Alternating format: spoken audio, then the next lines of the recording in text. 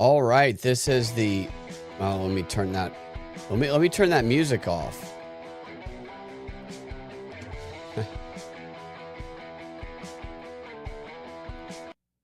There we go. This is the Propaganda Report. I am your host, Brad Binkley. Yeah, the title Trump enlists a new UAP influencer. And if you see the background image, you might recognize that to be Dr. Phil. It's our spoiler alert. It's going to be a big drawn-out teaser to reveal Dr. Phil, but I just revealed it with the show image there. And nevertheless, let's go ahead and let's get in. It's like gnats flying around in here. So if you see me swatting my hand around, it's not because I'm hallucinating. It's because there's gnats flying around down here in the downtown Atlanta studio. So Edward Bernays wrote in his 1923 book, Propaganda, a few things. I'm going to give you guys, I think, 3 quotes from that book. He wrote, "If you can influence the leaders, either with or without their conscious cooperation, you automatically influence the group which they sway." He also wrote, "Anyone with sufficient influence can lead sections of the public, at least for a time and for a given purpose." And finally, for today's purpose, there's dozens of quotes like this in his books, but we'll stick with 3 today. He wrote, and he's talking about the World War I Committee on Public Information, also known as the Creel Committee, the first ever United States Propaganda Bureau, mass-scale organized government propaganda bureau. That's what they claim anyway. They not only appealed to the individual by means of every approach, visual, graphic, and auditory, to support the national endeavor, but they also secured the cooperation of key men in every group, persons whose mere word carried authority to hundreds or thousands or hundreds of thousands of followers,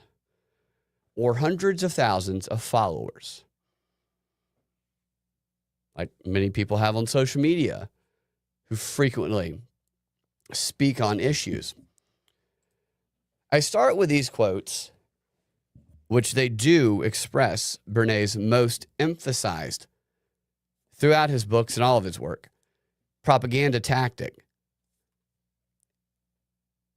Because obviously, more than 100 years later still, this tactic is a primary feature of propaganda, and of course that it would be. If they could influence your grandmother to convince you to support something that is aligned with their agenda, they'd be in her ear, and oftentimes they are, through wherever your grandmother goes and whoever influences her. Wherever, the church, the old folks' home, whatever. Old folks' hinge, they're there. And this tactic has become even more effective in modern society because of the rise of our always online social media influencer culture that we all are well aware that exists. Sorry, get my audio, my headphone check. Headphones were blown out a little there. Take them down. Yeah, so this tactic that Bernays loved very much. He's probably still got a boner in the grave over it. This is his wet dream right now, with the ability to reach people through any screen, using people who have massive amounts of followers. Maybe some of them have been paid for and maybe they're not authentic. Either way, they can still attempt to utilize them for these purposes of spreading propaganda messages in the same way Bernays described, in the same way the World War I Committee of Public Information used to do. And today, what I want to focus on, the reason, this is obviously true, and I think you guys all know this, but I do think it's worth pointing out because with the segmentation of media throughout different social medias and influencers in various arenas acting like they're not establishment or they're somehow different than others that carry mass audiences in the mainstream. Maybe some of them are, but many of them are not. And even if they, in that one quote mentioned, aren't willing might not always be willingly going along with things, maybe unwillingly. Any person with a mass audience, there's going to be an attempt to influence them, whether they realize it or not. It doesn't mean that things that they say aren't true. Or, everybody says true things, everybody says false things. Assuming otherwise is really makes you vulnerable to propaganda. But awareness of that fact, awareness that even those we like with influence could be used to propagate us, is helpful, I think. But nevertheless, I'm veering off subject here. I bring this subject up because I wanted to highlight what I thought was interesting is the newest messenger that's been rolled out by the Trump administration to propagate the UAP transparency narrative. And this is the first major, I would say, influencer or media figure on this subject that has not been a former government spook or operative whose credibility relies on that status. That's been the David Grush, all these people with the weird hair who say they used to work for these various government, organizations in the past. Their sole credibility has been, for the normies anyway, for most people, that they once worked in government, and so they would know. That is not as powerful as what Bernays is talking about, as the influencer who feels like someone who you might, or the masses might have what they call a parasocial relationship with. People hearing, David Grush, these people they never heard of before talking about UAPs, they don't feel like they know them.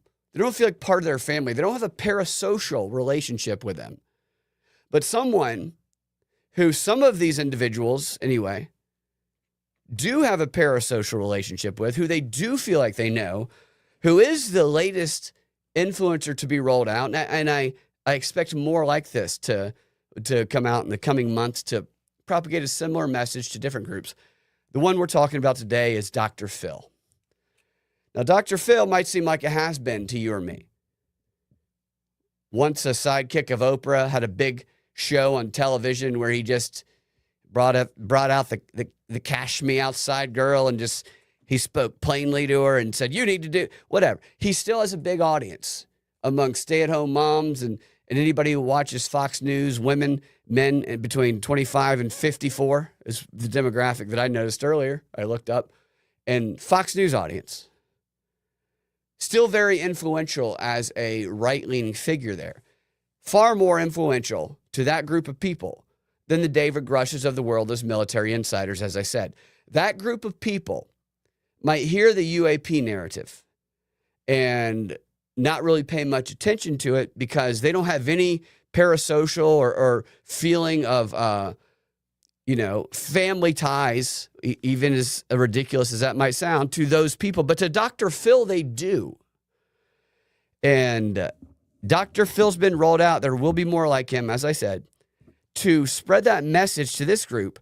And because of what I just described, I don't necessarily disbelieve the story that's been going around about Dr. Phil and his influence on this group, because the story of the past couple weeks has been the Trump administration allowed Dr. Phil to go into the SCIF. He went into the infamous SCIF, and he saw the files that we haven't seen yet.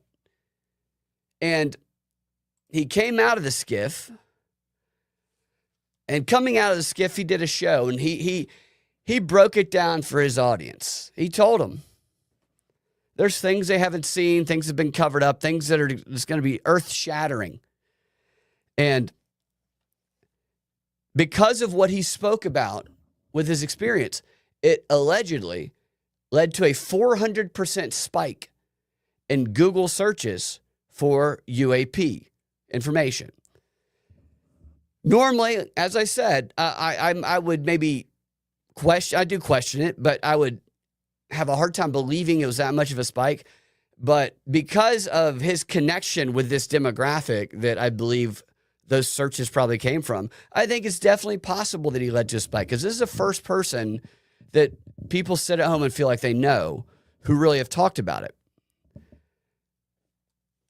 Patrice O'Neal had a good Dr. Phil take. Forgot what it was, actually. It's funny. Patrice O'Neal's hilarious. I'd be interested in what that was. He's also very wise when you watch his clips, too.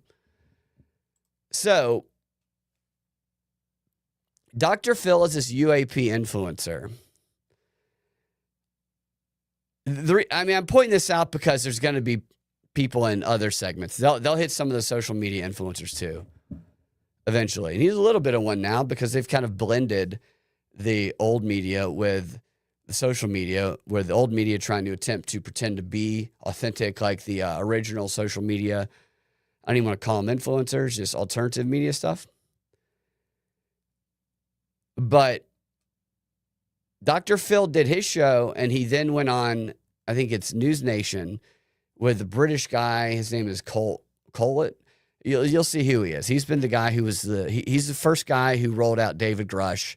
He's been the lead facilitator, the handler of all these individuals who have provided us with the UAP transparency. But bringing Dr. Phil out, it feels to me in these clips like they're trying to grab the people who are sitting at home, not taking care of the kids, wine moms, people who are casual viewers of the news, but love somebody like Dr. Phil. They're trying to grab them and shake them. You need to care about this. This needs to impact you. And that's what's interesting to me. They didn't care about it before. There's people who I know who don't, they're casual viewers of the news, and they know almost nothing about any of this. But Dr. Phil, and I haven't talked to them since, but I'm almost certain that they will be more engaged. In fact, I got some text in some group text I'm in with people from college and high school who all of a sudden are asking about this subject, even though it's been in the news for years, a couple of years now, at a prominent level. But Dr. Phil, that's why I haven't responded. So one of them, I should be like, "What? You watch Dr. Phil? You fag?" Maybe I'll respond that way.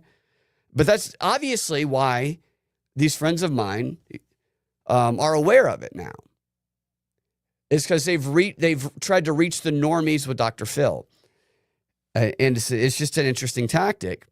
And so he's a trusted influencer to this group, while David Grush and them are not. And I want to play some clips here for you guys, knowing that he is a figure who is reaching out to friends of yours and family members of yours, friends and family of mine, who have not been pulled into this yet, who have only just begun to care about it because of people like Dr. Phil, and let you see what he talked about, because it is interesting.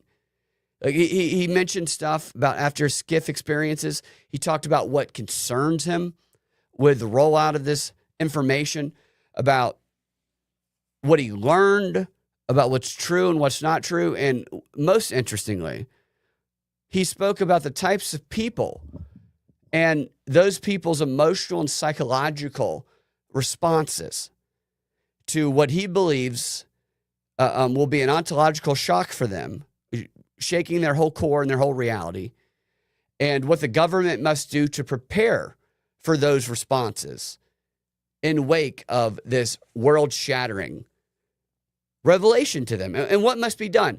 And that specifically, if you've listened to the show for a while, you'll recognize is just like what they did during COVID. They're going to identify groups of people, a handful of them, and he says it very clearly in some of these clips, who are going to be a problem the more and more this transparency and this disclosure happens, and who government legislation needs to be enacted in order to silence the speech of. Probably revealed too much thus far. Let's play the clips, and I'll let you guys hear for yourself. Is him single? Bob, are you saying is him single? All right, Bob, shouldn't you be at Lear's show? He's at the Kava place. Who's him? Is Tim? You want to date Dr. Phil. Bob, anybody in Atlanta go to Relapse Theater? Bob, who runs the theater, wants to have sex with Dr. Phil. So just ask him about that when the theater's up and running, about his boner for Dr. Phil. For Dr. Phil. All right, here is Dr. Phil. In this first clip, he's talking about, he's expressing his credibility. All right, so why is he credible? Why is Dr. Phil credible to anyone? This is what he's just, why you should believe him about this information. Here he is. Hold on. All right, look at that. Look at that. Look at how maniacal Dr. Phil looks there.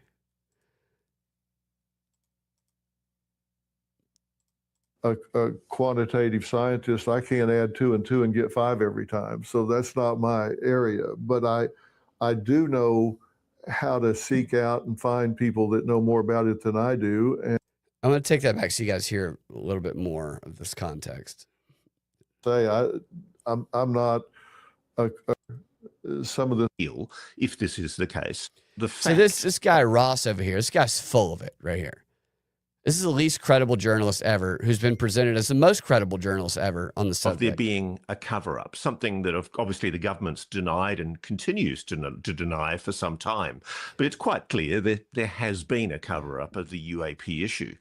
Why do you think they are covering it up? What's going on here? Why would somebody want to conceal, if this is the case, the existence of non-human intelligences engaging with this planet? Well, you know, I guess it goes back to follow the money and follow the power. I guess if you could, in fact, reverse engineer some of the things that we have observed, some of these things don't leave a heat signature. Some of them don't exhibit. Let me ask, what does that mean? Dr. Phil's saying they don't leave a heat signature with no further explanation. What is that? Does he even know what that means? There's a presumption that people, it doesn't leave a heat signature. Obviously, that means something important. No, he just says it doesn't leave a heat signature. So people who trust him for some reason, they go, well, Dr. Phil says it doesn't leave a heat signature. That's obviously, that's crazy. It's scary. Bob texted me, by the way, because I revealed his Phil fetish. So I apologize, Bob.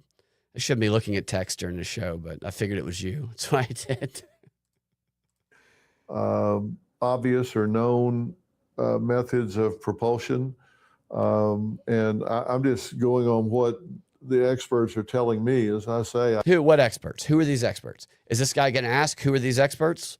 I'm not a quantitative scientist. I can't add 2 and 2 and get 5 every time. So that's not my area. But I do know how to seek out and find people that know more about it than I do. And I'm a pretty good judge of horseflesh in determining whether they're legitimate and are telling the truth or not. And okay, so that's the way Dr. Phil's credible.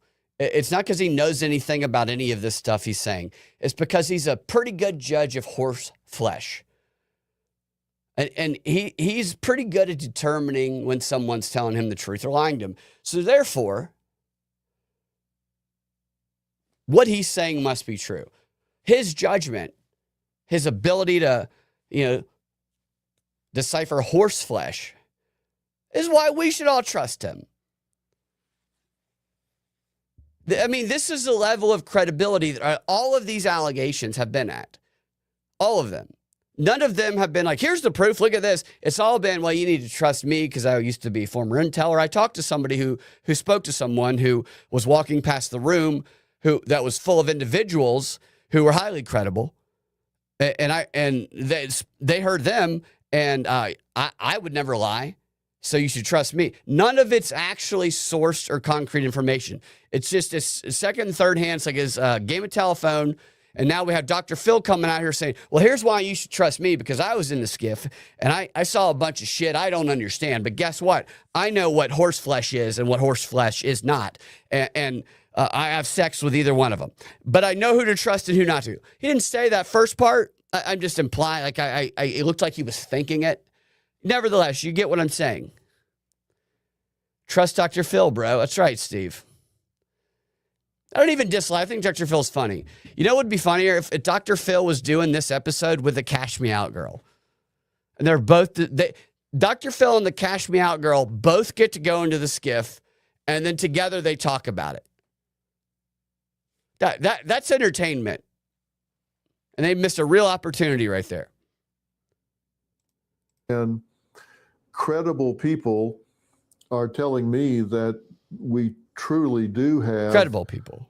some unexplainable things going on. Now think about if Who's credible people to him? Just credible people.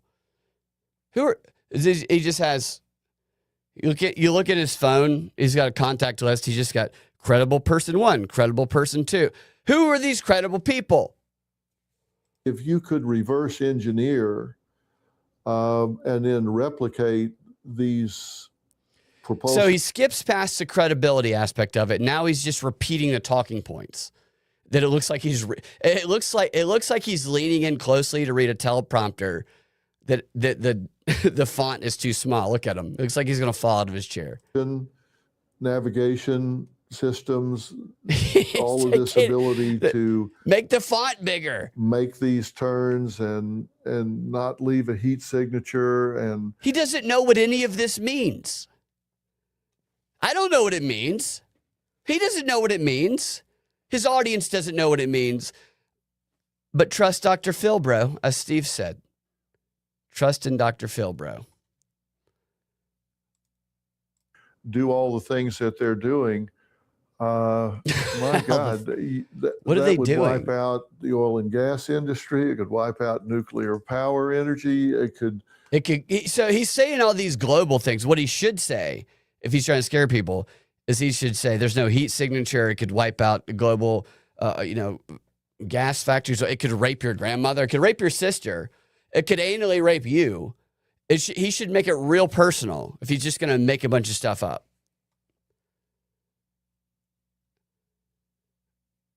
You see what I'm saying about how blatant of an attempt to roll out this influencer?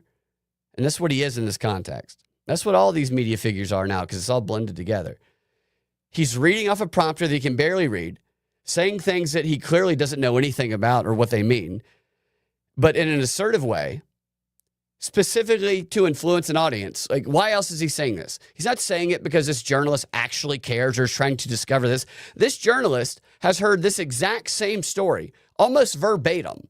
I mean, almost verbatim from 12 different people who are former military people who are all retarded and autistic and have weird hair and just like, you don't, but not yet from Dr. Phil, who the wine moms who are staying at home trust unquestionably. And Dr. Phil's calling it in, man. He's calling this shit in. He doesn't believe, I don't even think he was in the skiff. I think maybe he walked by the skiff. He's a person familiar with the skiff. Somebody in the skiff who saw this stuff and believes this. So he goes in the skiff, apparently. Welcome to the skiff, Dr. Phil. And when he gets in there, he learns all about aerodynamics and all of this terminology that would require him to have education and experience in a field that he has none in. But suddenly he's in the skiff and, you just get the knowledge, it goes into you. It screws you in the back. And suddenly he's got the knowledge because he was in the skiff. And now he's imparting it. And we should trust him because he was once Oprah's sidekick. Replace everything and you could rule the world. This is a power play waiting to happen. Like you're right, Steve. That Lou Espionardo, whatever his name is, that guy's he's a clown. And it wouldn't surprise me to see Dr. Phil and that guy team up. And I know I'm harping on this, but it's easy to skim through, and they're going to do this with other people. That's why I'm highlighting this. Just listen to what Dr. Phil is saying here. And he definitely doesn't know anything about any of this stuff that he's saying. But he's talking to his audience as though he does. And therefore, they shouldn't look into it. And this is a new audience, that 400% increase in the Google searches because Dr. Phil mentioned this. I believe that. Google searches can be manipulated, but Dr. Phil affects this group of people in ways that those other people don't. And that definitely would cause them to search it more. So this group of people searching for Dr. Phil and finding this and finding his hour-long episode on it, they hear him say this and they think to themselves, well, that's Dr. Phil. Dr. Phil wouldn't lie to me. Dr. Phil would never lie to me. Of course, he was in the skiff and he became Einstein, Tesla, Newton, every astrophysicist whoever lived in 15 minutes in the skiff. And now we don't need him to explain anything because he is Dr. Phil and he would never lie. He would never lie to us.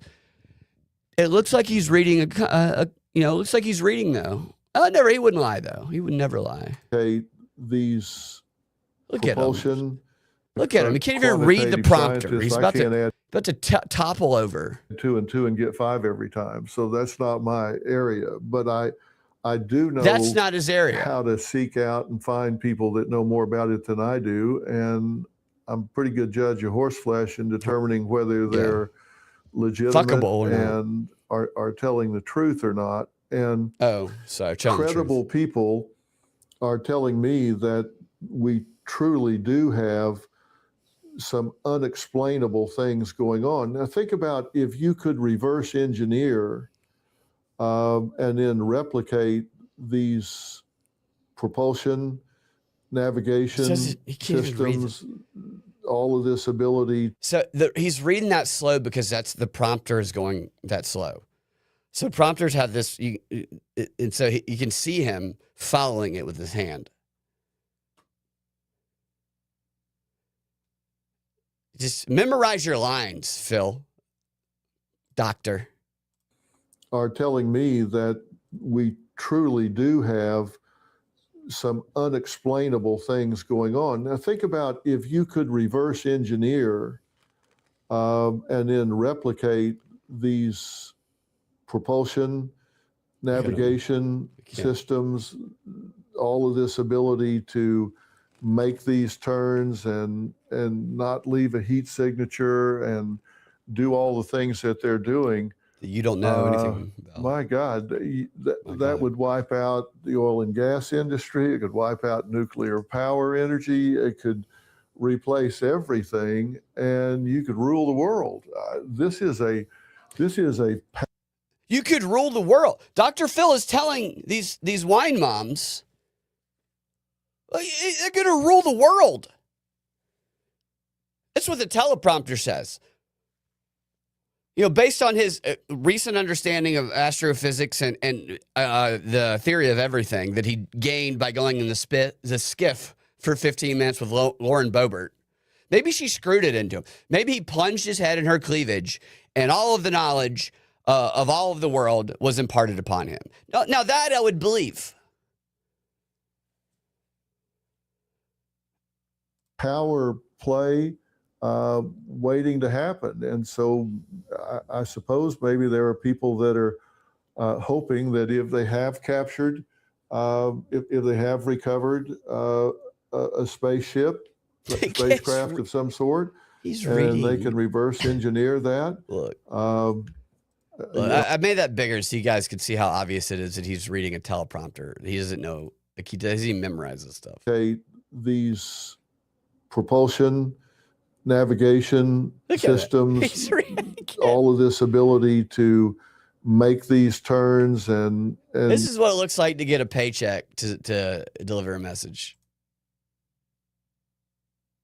Right here. Not leave a heat signature and do all the things that they're doing. My God, that would wipe out the oil and gas industry. It could wipe out nuclear power energy. It could replace everything, and you could rule the world. Wait, so right there, if you're a journalist and someone just lays all this stuff out that seems, I don't understand anything of what he just said. I couldn't sit down and try and deconstruct any of what he just said. But he just said the stuff he saw in the skiff is going to enable wherever these things come from to rule the world. as a journalist, I don't know, what would you guys do? I would maybe say, let's take it. Let's step back a minute. You're saying all of these things it's going to lead to us being ruled over by non-human intelligent. Are you talking extraterrestrials? Can you explain all of that to us? And obviously, that's what is going to be asked next, right? This is a power play waiting to happen, and so I suppose maybe there are people that are hoping. He just lets him keep talking. He just said they will rule the world. What journalist ever hears someone say this alien stuff is going to happen and they will rule the world, and then just lets the person keep talking? Wait a minute. Wait, can we stop right there? I don't mean to interrupt. Did you say they're going to rule the world? As someone who asks questions of public officials, they will talk. You have to interject. You want to be polite also, but a moment to interject is, well, they're going to rule the world. You'll go, well, I'll sit on that one. I'll think about that one. Maybe I'll ask about it. That if they have captured, if they have recovered some unexplainable things going on. Now think about if you could reverse engineer and then replicate these propulsion, navigation. I like to imagine him talking to like a 12-year-old troubled child right now. Just he's trying to emphasize why they don't need to be, you need to listen to your parents because aliens going to rule the world. If you've ever seen his show, you'll get what I'm talking about. Systems, all of this ability to make these turns and not leave a heat signature and do all the things that they're doing. Doesn't know what a heat signature is. My God, that would wipe out the oil and gas industry. It could wipe out nuclear power energy. It could replace everything. And you could rule the world. Yeah, this is a power play crazy. waiting to happen. And so I suppose maybe there are people that are hoping that if they have captured, if they have recovered. So as Zach says, if the tech is out there, why don't they already rule the world? A spacecraft of some sort, and they can reverse engineer that. I guess people are going to say maybe it's a flux capacitor. So say something relatable to your audience. That kind of thing. So he just says all this doom and gloom. That's how you know that these people aren't taking it seriously. And I don't take this seriously. I'm animated because of the propaganda angle and because of how dumb whoever enlisted Dr. Phil and Dr. Phil himself thinks his audience is. That's why I'm animated. He just talked about a long list of reasons why they're going to rule the world. It's going to take out every industry where they're going to rule the world, whoever, whatever. And then he's like, maybe it's the flux capacitor. Maybe it's the flux. That's a transition that if he were serious about any of this, that would not happen. He's reading a teleprompter and then he makes a joke because he doesn't believe anything he's saying. This is all. And what's interesting, I'm not going to play this clip, but earlier in this interview, he compares. He brings up all of the stereotypical alien stories, UFO stories that used to be interesting until they started talking about them. And he says, well, there's been a cover-up. The government's been covering everything up. And he said, it's like a big psyop, is what he said. He said, it's like when they made up atrocity stories during the war, and they weren't true, and it's a big psyop. And that's actually true. There were fake atrocity stories. So he uses a real story about atrocities that was fake to say that the UFO cover-up psyop is a psyop. And then he's doing it in the context of him being part of a psyop. It's a psyop within a psyop and a psyop. Psyop, psyop, psyop. Everywhere psyop. Does he even know? Does he even know what a psyop? Does he know what a psyop is? I mean, he knows what reverse engineering an alien craft is and all of that other shit.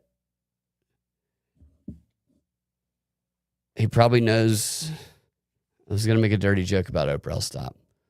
The equivalent of that kind of thing, it would really be hoping that if they have captured, if they have recovered a spacecraft of some sort, and they can reverse engineer that.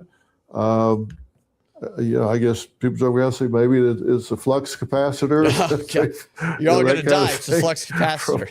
The equivalent of that kind of thing, it would really be a power move. And does he know it's a flux capacitor? It's time travel. Has he even seen Back to the Future?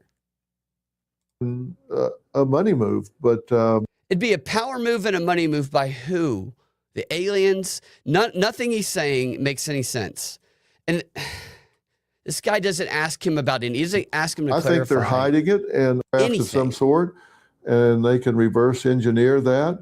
I guess people are going to say maybe it's a flux capacitor. Sorry, I just can't. That kind of thing.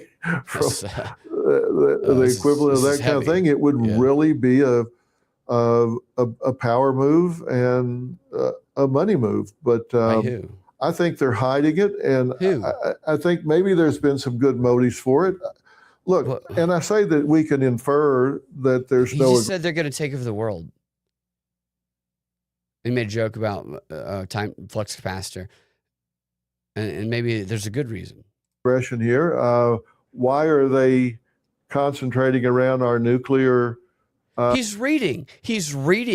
They all repeat all of these conspiracies have been since I first started researching this, as I'm sure many of you.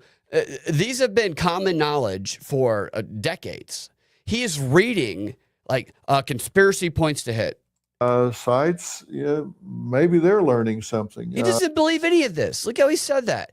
This guy's getting paid, dude. It's a flux capacitor, that kind of thing. Yes. The equivalent of that kind of thing, it would really be a power move and a money move. But what does that mean? I think they're hiding it, and I think maybe there's been some good motives for it. Look, and I say that we can infer that there's no aggression here. Why are they concentrating around our nuclear sites? Maybe they're learning something. This is an ad read. This is what a native ad read looks like, except this is for a propaganda message.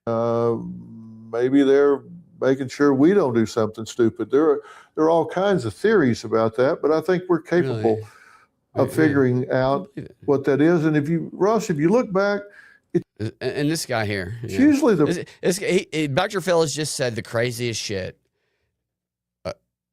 Really, like if someone came and sat down, you're talking to them, and they're not a physicist, or they don't work for NASA. They're just a retarded psychologist, and they start telling you definitively that there's these forces that are going to dominate the world completely, and they're really all the stuff that people like me and others might say less definitively, more in a question format about aliens and hovering over nuclear facilities, a bunch of different crazy stuff at dinner.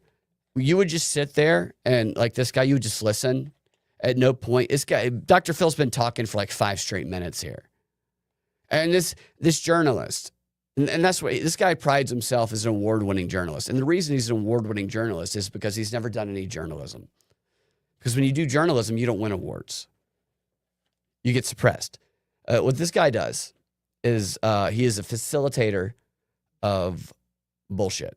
The private sector that solves the problems. It's not the government. It's the private sector that solves the problem when the government gets the hell out of the way. So let's throw in a message at the end of the bullshit that people agree with.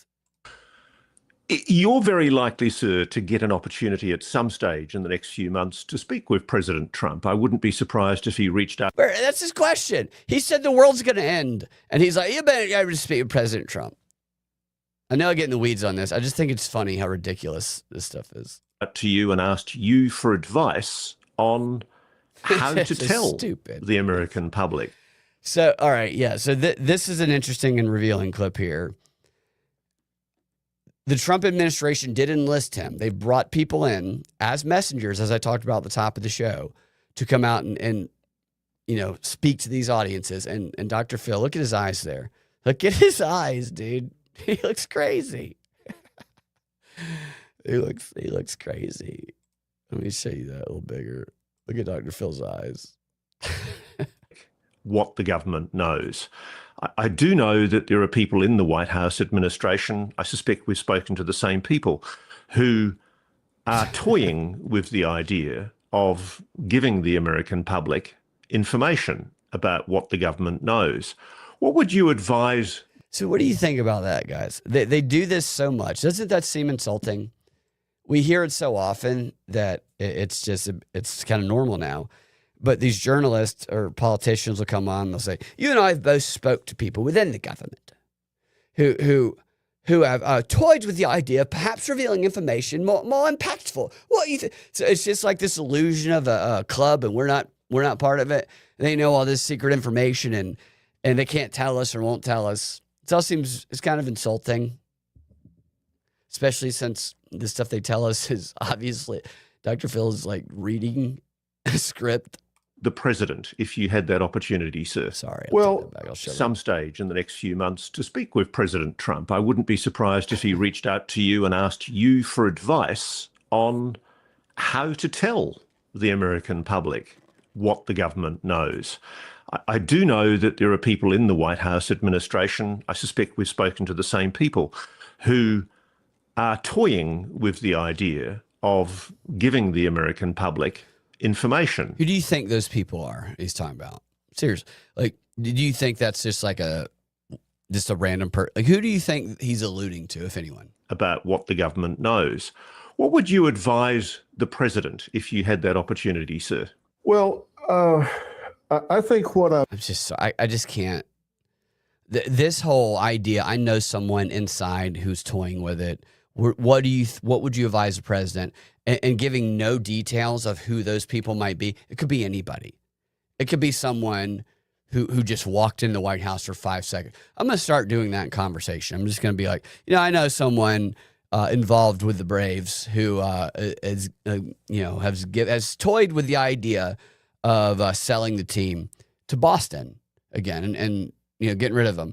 And that person could be an autistic schizophrenic that I know who sells peanuts. You know how many people work at the White House? That they could, the range of jobs and levels of authority and awareness there are there.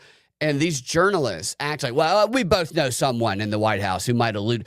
But that makes it the illusion of authority and insider information. It's so stupid. I'm doing right now, I think the reason they're giving me access to this is because they want me doing exactly what I'm doing. And I have maintained independence in what I'm doing. They're not scripting me. They're not telling me. I love this part. Because as he's reading a script, he's literally reading a script, and he says they're not scripting me. Look at his eyes, dude. I don't even dislike Dr. Phil, but this is ridiculous. American public information about what the government knows. What would you advise the president if you had that opportunity, sir? Well, I think what I'm doing right now, I think the reason they're giving me access to this is because they want me doing exactly what I'm doing. And I have maintained independence. So just that statement in and of itself, the reason they're giving me access is because they want me to do exactly what I'm doing. Although I've maintained my independence, seems a bit contradictory. I'm doing it because they gave me access to do exactly what I'm doing, and yet my independence remains.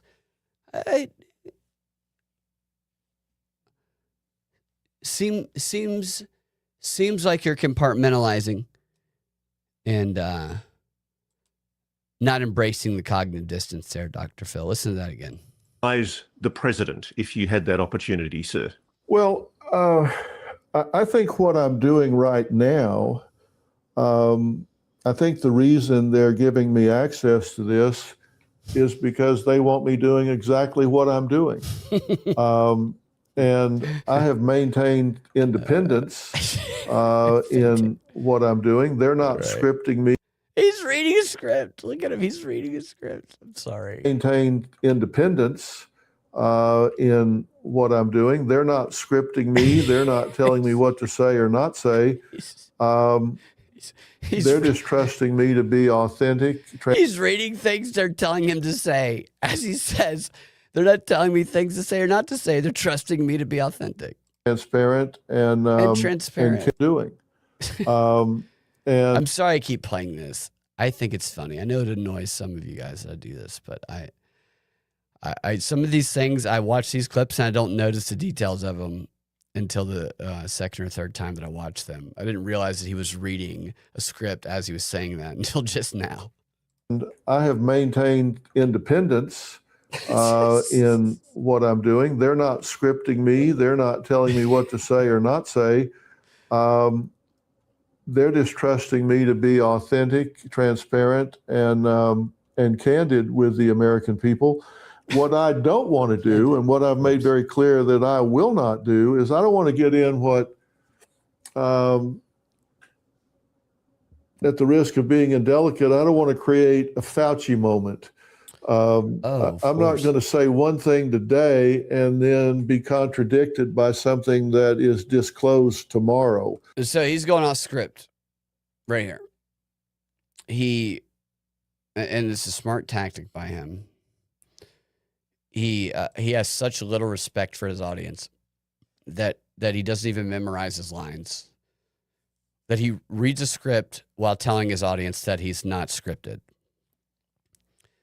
And then as a misdirection, he gets, because he's off script here. You can see he's not. So he has a teleprompter because you can see him leaning in, and then you can tell when he's leaning back, and then he's got notes in front of him also. So he's like, I don't want to create a Fauci moment where I say something different. And he knows his audience does not like Fauci. So he's like scrambling. He's like that guy who did the White House tricks. Let me guess who you're thinking or who you would have dinner with, celebrity dinner. I'm going to do a show on him probably tomorrow or later this week, because that guy's a con artist and all his tricks are obvious. And they all involve continuing to talk like Dr. Phil is doing, using appeals that short circuit people's thinking and create misdirection to bury the actual trick that he's doing. And so Dr. Phil realizes how ridiculous he felt right there. So now he's like, let me talk about Fauci because I know they don't like Fauci. And nobody likes Fauci. Fauci probably doesn't even like Fauci. And Dr. Fauci ate a bowl of cigarettes for breakfast this morning. I'm 5'1". I try to get black people to get the jab in the Bronx. People, what I don't want to do, and what I've made very clear that I will not do, is I don't want to get in what, at the risk of being indelicate, I don't want to create a Fauci moment. I'm not going to say one thing today and then be contradicted by something that is disclosed tomorrow, which is why I say I'm going to tell you guys what I've seen so far, and I'm not going to tell you that that's all there is to see or know. I'm telling you that I don't believe it's all there is to see or know.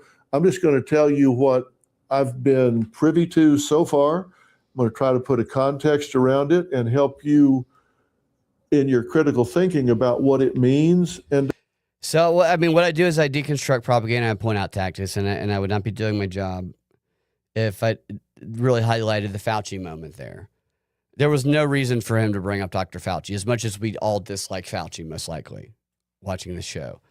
That was simply to create a common enemy so that he could have the previous things he said not be scrutinized, and what he's saying now not be scrutinized by the target audience.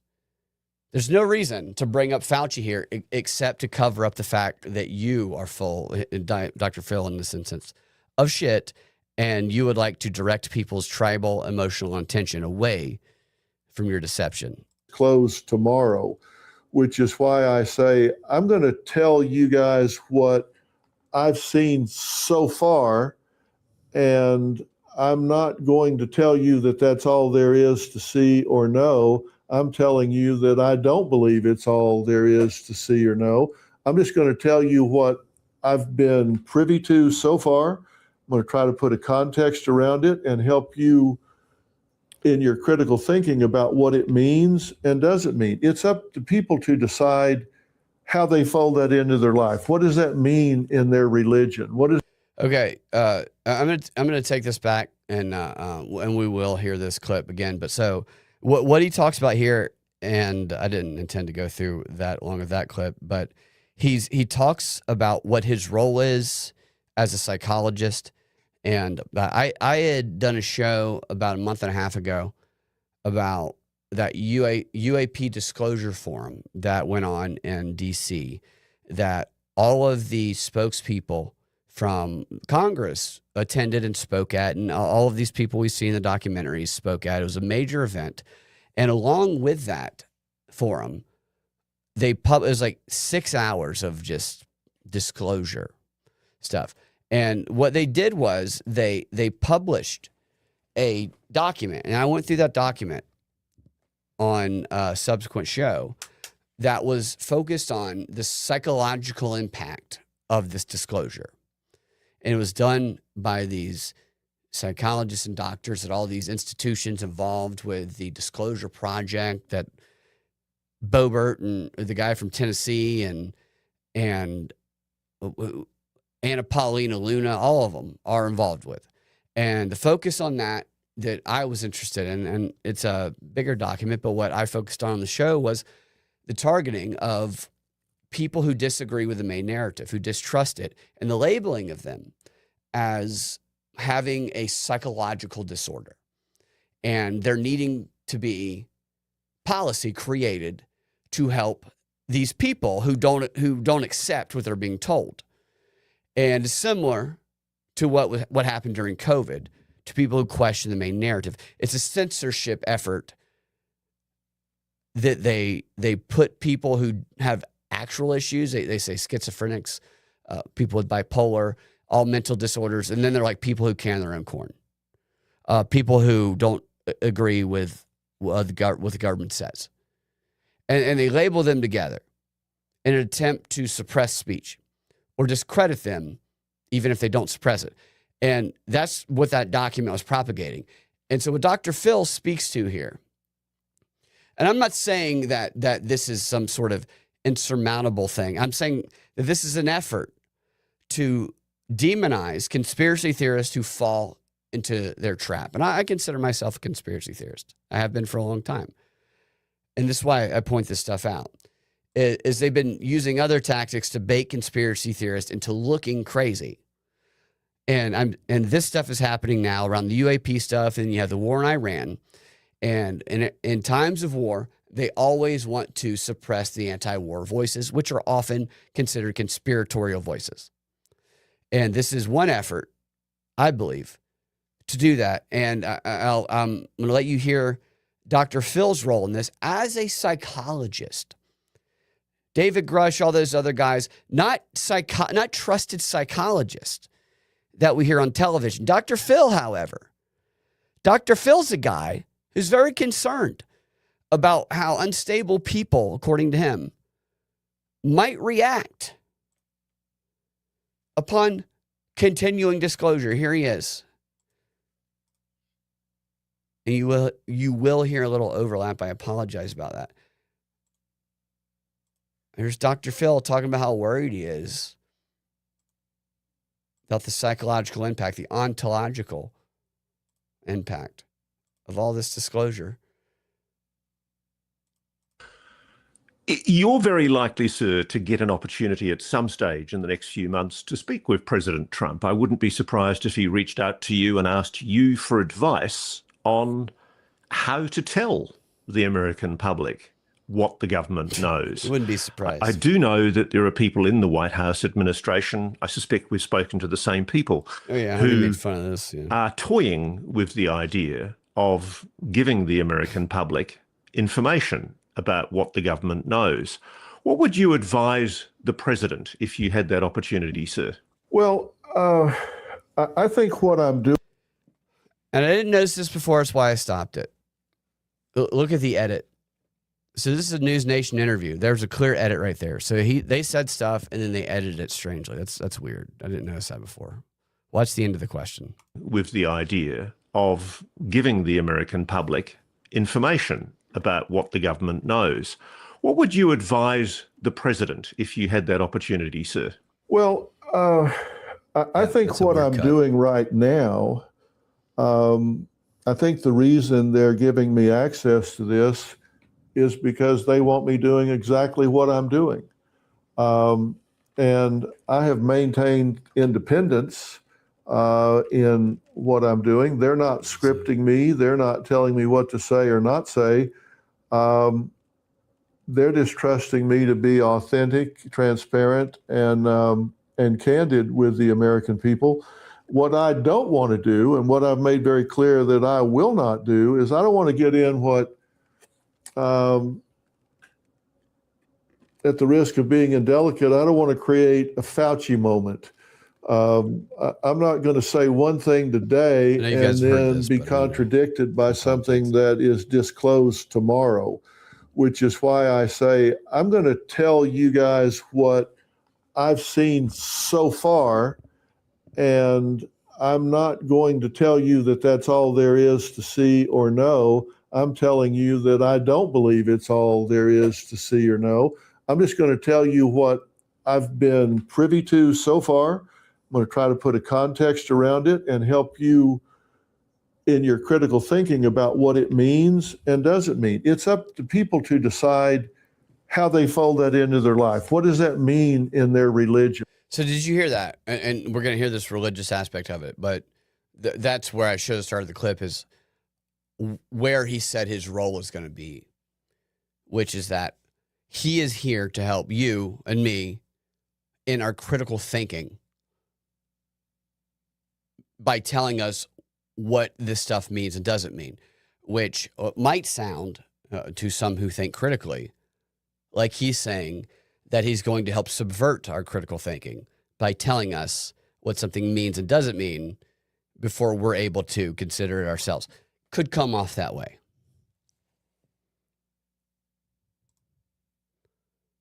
Want to do, and what I've made very clear that I will not do, is I don't want to get in what,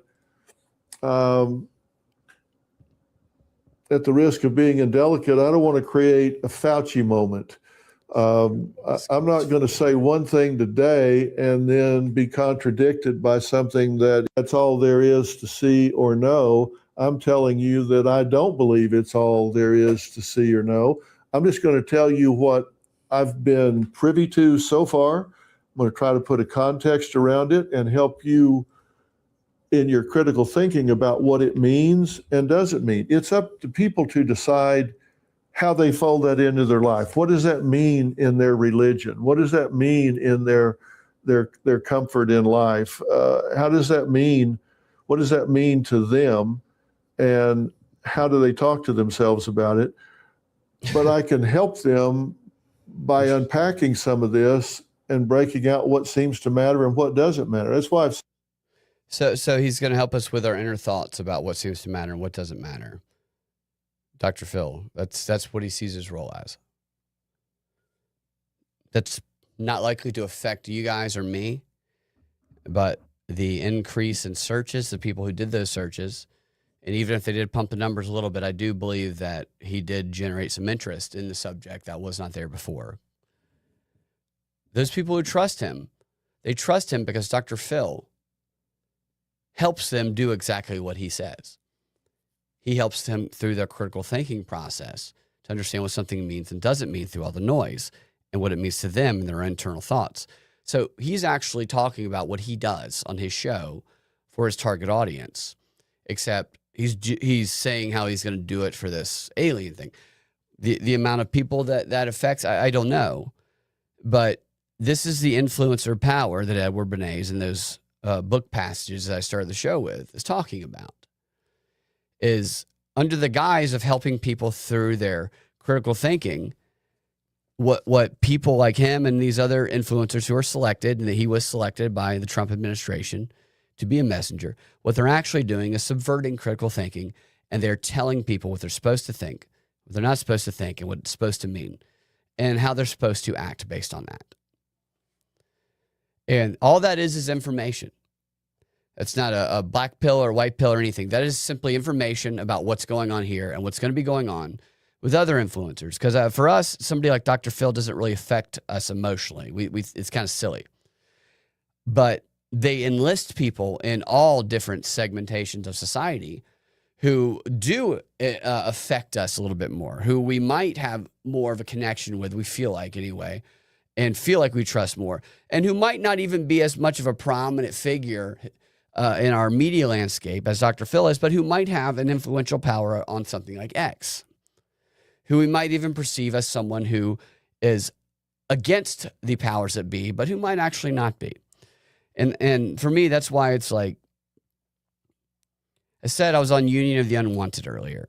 It's a great show. It's always good talking to all those guys, a lot of different opinions and people who host great shows and do great research.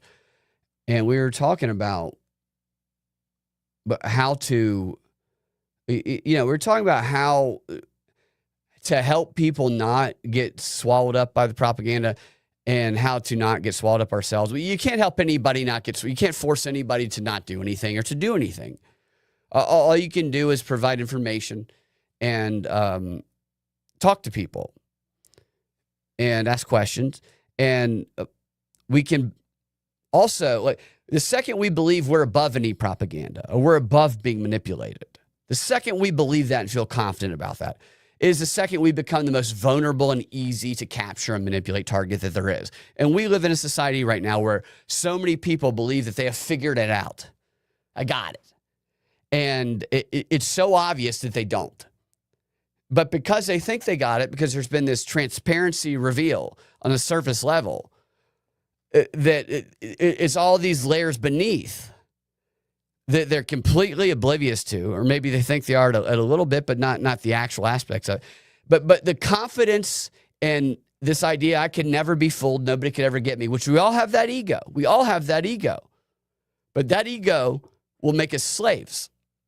And that's what I said on the show is a second that I feel so sure about something so quickly, if it's really quick, if it's a news story or some controversial subject and I see it and I'm like, oh, I know instantly.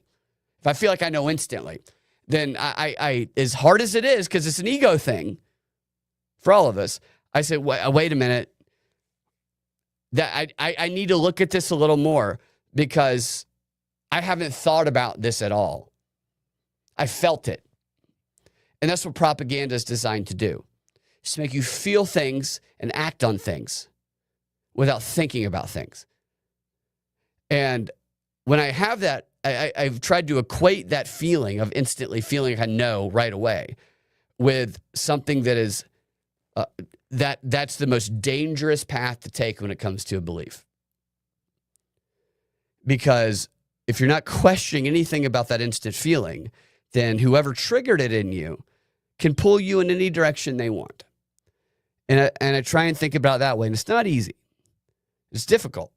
But it requires embracing cognitive dissonance, which is, it's Aristotle said, learning is painful, it creates new nodes in our brains. But that they're trying to trigger that emotion. So if we can resist the satisfying feeling of thinking we know immediately, we don't always have to know the answer. We don't always have to be right. The goal is not to be right all the time. The goal is truth. And truth requires being wrong.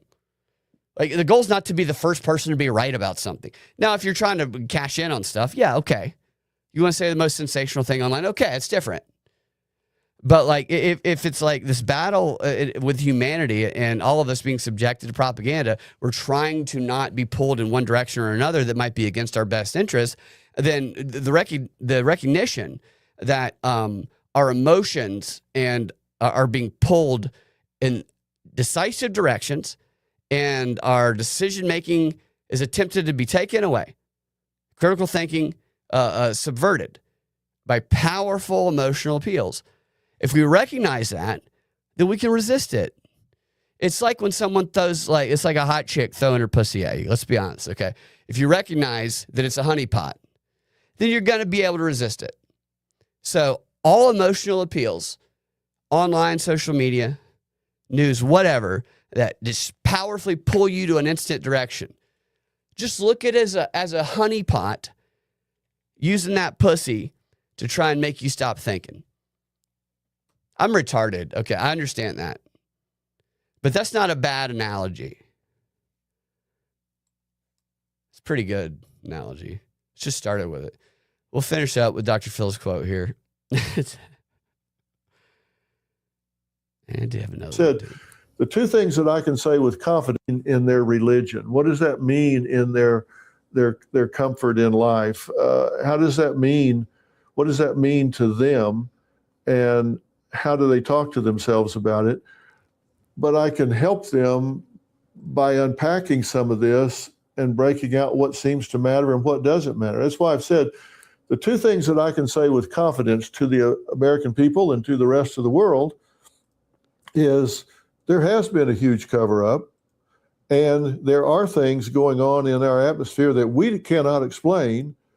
And I don't think we have some secret technology that is starting to leak out. I don't believe that at all. I think there are things that we didn't create, we didn't make happen. So it came from somewhere not here. Those two things I can tell you in as a product of my critical thinking. Okay, so those two things are the truth. All right, so I want to take that back again, and I'm getting in the weeds here. I know it's I'm making a point here. He doesn't. He's reading something. Why is it taking him so long to express something that he very clearly learned? Now, I get not being eloquent things. I'm not eloquent at all. But he's trying to find something that he's been told to say and to create the impression in his audience of the opposite of the reality here. Just watch him again. I'll make this bigger because I think I'm a little bigger on the screen. Look at him as he's not searching for his words the way people search. He's searching on a piece of paper and a teleprompter. We're not here. Those two things I can tell you in as a product of my critical thinking. Reading. Those two things are the truth. So we're not here. We have some secret technology that is starting to leak out. I don't believe that at all. I think there are things that. So the idea that there's secret technology is that there's a black operation, black ops, or it's technology that we have. His direction is towards the religious, and this is non-human intelligence. And there's a little bit of a battle going on there with some people saying, well, it might be China, Russia, which I believe they're going to eventually say for World War III purposes. But either way, we had some guys in the chat. You guys were talking about, what was it, Blue Beam, Operation Blue Beam, fake alien invasion. At first, I didn't think that they would do that, but at this point, they're kind of laying the groundwork for something pretty crazy. They're going to do something that creates what they're talking about, an ontological shock that's just crazy for people, and that just scrambles the reality that everybody knew, and then that reorganization of reality. That is how that happens, based on whatever it is where they're going to have their power and where they're going to try and lead people. Because in situations of ontological shock, when everything that people knew and believed is thrown into question and flux, and they're scrambling for truth and for a North Star, well, what better time is it for a government to step in and say, let me lead you? And it's the blue beam, it's the climate change, it's the whole major threat, the idea of it. And I am like, so what do you guys think? I'm skeptical about whether or not something like that, like a blue beam thing, is going to happen. You know, because I'm definitely familiar with blue beam, and I know the history of using these talking points about climate change and global fear. Anything that creates fear and anxiety in the public in ways that the individual citizen cannot control or touch. The things that we have power over are what are in our immediate environment that we can do and we can control. And those are the things that give us power. But the things they try to keep people focused on are not that, because they don't want people having power. They want people relying on government. Because the more people recognize what they can control and can do, then the more they realize they don't need to, rely on government, and the less the government has power. So you keep people in a state of anxiety and fear so that they don't realize the power they have in front of them and within them. And you have the tribalism, dividing and conquering going on, and then the ultimate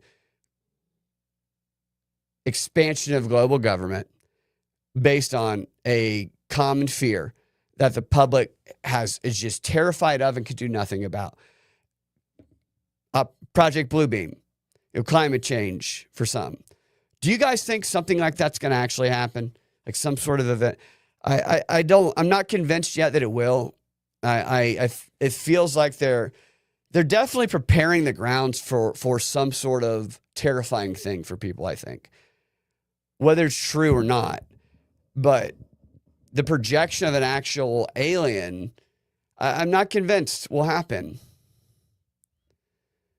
Nature Boy says, damn, idiocracy came and now they live. What's next? Yeah. Bob says, one world government needs a common enemy. What happens is it was rapture. Not space. Yeah. Well, that's, so do you think that it's actually the rapture that they're preparing people for? Or do you think that that all of this is the creation of, talking about Bernays at the beginning of the show, the appeals to the different groups. I've seen on social media Christians fighting amongst each other. And it's unfortunate because I know some of these people that do this. And Bob, so, you guys don't know Bob. I know Bob. If there's anybody who's going to be a great Christian influencer and be authentic about it and inspire people, it's Bob who just commented. And then there's people online who I see who say they're Christian influencers, and yet everything they do is repulsive. And everything they do is an attempt to play off a common appeal and then attack people on the social media space who don't agree with their exact religion, Catholics versus Baptists and whatever. And it's all designed to get attention and clicks and then drive people to buy some products and whatnot. And a lot of the conversation online that's built up over aliens has been aliens versus demons around that group of people. And it's been, if you think it's aliens, you're evil. If you don't agree with me about it being demons, you're evil. If you think it's demons, you're evil. If you don't agree that it's aliens, you're evil. And it's hard in social media space to decipher who's authentic and what direction it is to actually find anything that's relevant for people personally. And they all propagate some sort of event happening, some sort of a big event that's going to cause people. You need to make a decision one way or another, that's kind of biblical. Do you believe that something soon is going to happen? I don't. I'm not convinced. I think that they do it in stages and layers, and I think all throughout history, people have believed that the end times and something huge is coming. Although I will say this, there's going to be one generation that's correct. Somebody's going to be correct about it. I understand that. But it's the same patterns and it's the same appeals. And there's so many disingenuous actors that it just everything, as Dr. Phil even mentions, feels like a psyop within a psyop and a psyop. And like the best course of action, even though my job relies on the internet, is to disconnect from the internet and control what's in front of you using what you have and what's within you, which they tell you is, which they try and demean, but it's powerful. That's why they do it.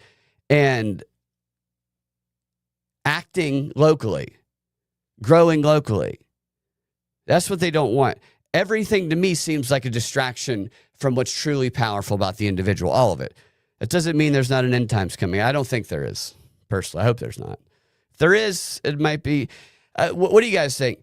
If we're all alive on Earth at a period of time, and would you rather live during a period of time when the end times came or not? I mean, it might be the most exciting time to live. I don't know. Aliens are fake and gay. Yeah, everything's fake and gay. Except gay people. Gay people are not fake or gay. And retards are not retards. Gay people are retards. Fake people are gay. Yeah, what's the timeline of it, Nature Boy? Yeah.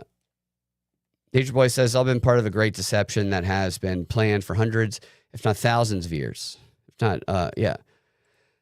Yeah, that's another question, biblically, the timeline stuff. It's all very interesting to think about philosophically.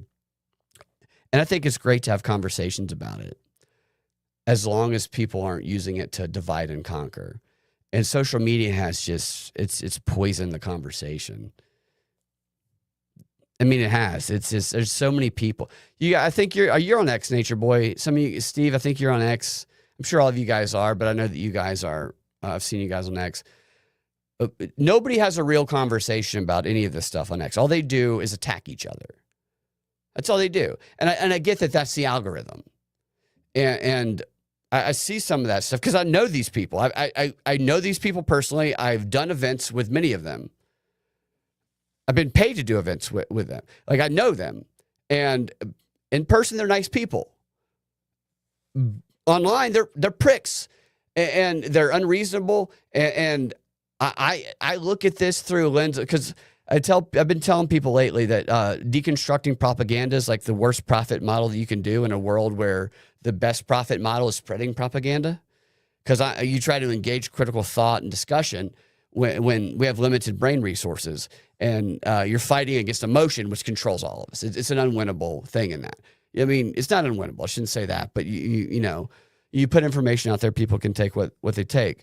But nevertheless, I see what goes on online, and I recognize, because it's all con artistry, and the algorithm incentivizes pick somebody who has a bigger account than you that you can disagree with in a controversial way that will divide common followers.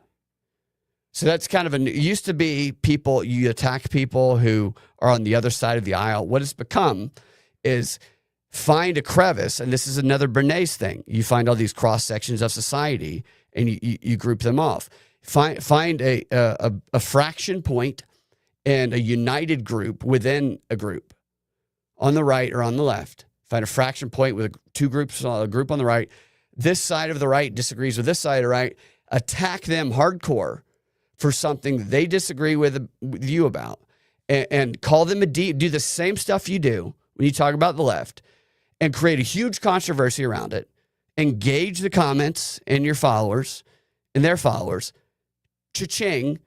That's what the profit model rewards. It rewards that infighting in the comments, because that's where the X money comes from. Instagram, I'm not as familiar with Instagram, but I know that that's how, if you want to make money on X, what I just described is how you do it. And it's not, the profit model does not incentivize bringing people to Christ. It does not incentivize exposing what you believe is information that could help people find the truth. It does not incentivize going in the gray area and having a relevant discussion. It incentivizes inflammatory rhetoric, tribalism, and divisiveness, even within your own groups. And I understand that there's people in these groups that sometimes I look at these people fighting, and I'm curious, and I haven't got a chance to ask some of them, because while I do know many of them, I haven't seen them in the same room. It seems like they're getting together and they're saying, hey, you want to make a few $1,000 this week? maybe we'll generate some attention. You get mad at me because I'm Catholic, and I'll get mad at you because you don't know shit about the Bible. And we'll just fucking go. We'll call each other faggot. We'll demean we'll insult each other's face. We'll be the mean as shit. And then we'll both fucking ching because we know our sides are going to side with us anyway. And then maybe we agree to go do an event live to hash it all out. We all cash in, hug at the end. That's a smart business model. And I'm telling you, that's what's going on X. So for those of you engaging in many of these fights, that's what's going on. So engaging in it, it's fun. It's like the Coliseum, but just know that you're being played. If you're okay with being played, that's fine. And I'm not trying to be a dick to those involved in this, but they're playing you. And they're playing you because that's the profit model and what it incentivizes and how it gets tickets bought to certain events. So don't go to these platforms for real information. Go there if you want to get in a blood sport of online politics.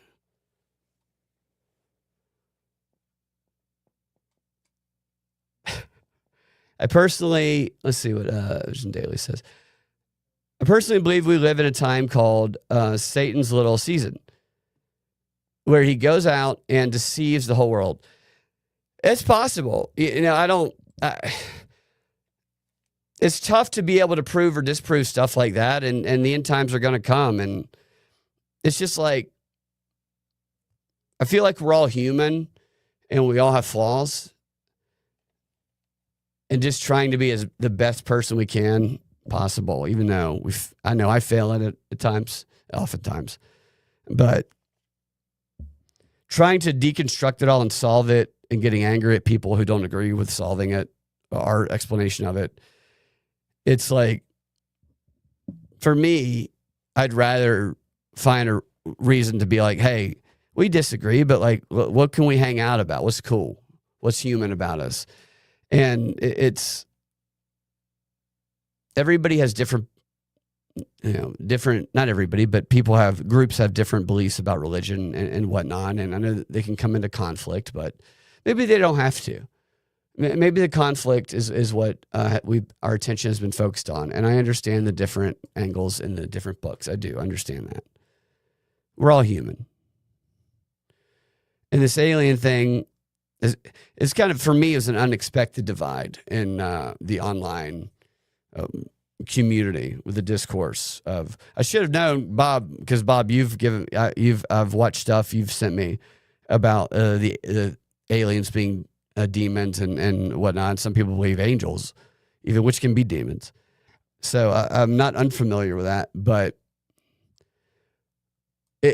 it is the right way to discuss it. And I know you guys aren't doing that. You guys are cool, but the way it seems to be discussed online is purely vitriolic. It starts vitriolic. It starts with F you, go to hell, F your mother. And these are groups of people who both say they're Christian. I'll F your mother in the throat. I mean, it's just like the most vitriolic stuff. Because that's, like I said, with the algorithm praises. Wouldn't a better way to discuss that disagreement be like, well, in this example, we're both Christians, different denominations. Here's what we agree on. Let's talk about what we disagree on in a way where we're not threatening to plow each other's mother's face holes. But that would not get us clicks and views, because that's not what agreement and cooperation gets. I'll always be nice. Yeah, that's right. That's right, Bob. Bob, if you're the way that you operate a theater, if that could be applied to social media, I think there'd be people making a lot less money on social media. People would be broke, they'd quit social media if they were all being nice, unfortunately. Yeah. This is rampant on YouTube. Yeah, it is. It's everywhere. So have you guys noticed on YouTube more and more AI videos that it's like It'll be a video of a chick or a dude. The title will be good. And then you click it, and then the cadence is always the same with the AI stuff. And when I see that, I go and I click on it, and at the bottom of it, it says, this is made by AI. But then you look and see, what I do is I look and see when the channel was made, and it's usually made like a few months ago. And then it's got like 30,000 subscribers. And you read the comments, and there's some people saying, AI, I hate AI. But then there's like every other comment that's just commenting on what they loved about the video. And it just makes me go like, my God, why am I not making AI videos? Why do I not have an AI OnlyFans? Like this Indian guy who put himself through medical school doing. This is what I'm talking about. For trying to fight and expose AI, we should all be we know how it works. We should be creating the AI OnlyFans, cashing in. Then using our money to hunt Klaus Schwab down, just not so we can do anything to him, but just so we can make him kiss George Soros. That's all we need to do. We need to kidnap George Soros and Klaus Schwab, put them in a room together like a Chuck E. Cheese, and just make them kiss. That would take away all of their power if they did that. That's all we'd have to do. Tongue kiss. What's up, D's? So many of you guys have thought about that. So many of you guys have imagined Klaus Schwab and George Soros, playing a little tonsil hockey in a Chuck E. Cheese. Like they start off, they go to the machine where you pluck the stuffed animals out of it, and they get there at the same time. And they're like, I was here first. And they fight over it, and they start wrestling. Oh, and they're knocking the vending machines over, maybe knock a little waitress over. And then when they're on the ground, they're rolling around in this Chuck E. Cheese. These kids are screaming. And then suddenly they stop. And then Klaus Schwab, he brushes back what's left of George Soros' hair. George Soros, he swings his hand around where Klaus Schwab's hair used to be. And they don't even say anything.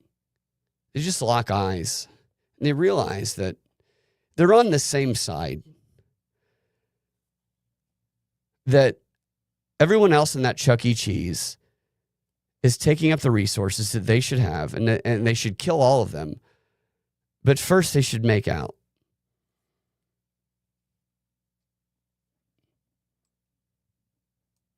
You guys have all imagined that.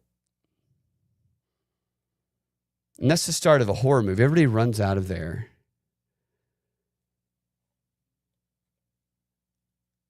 And then Klaus Schwab and George Soros have sex, and they link together, and they become a two-headed demonic alien. A Nephilim, reptilian, insectoid, plasmoid,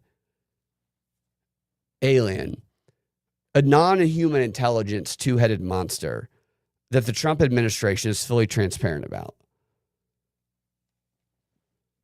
And then everybody online has a debate about whether they're aliens or demons. That's how this all started.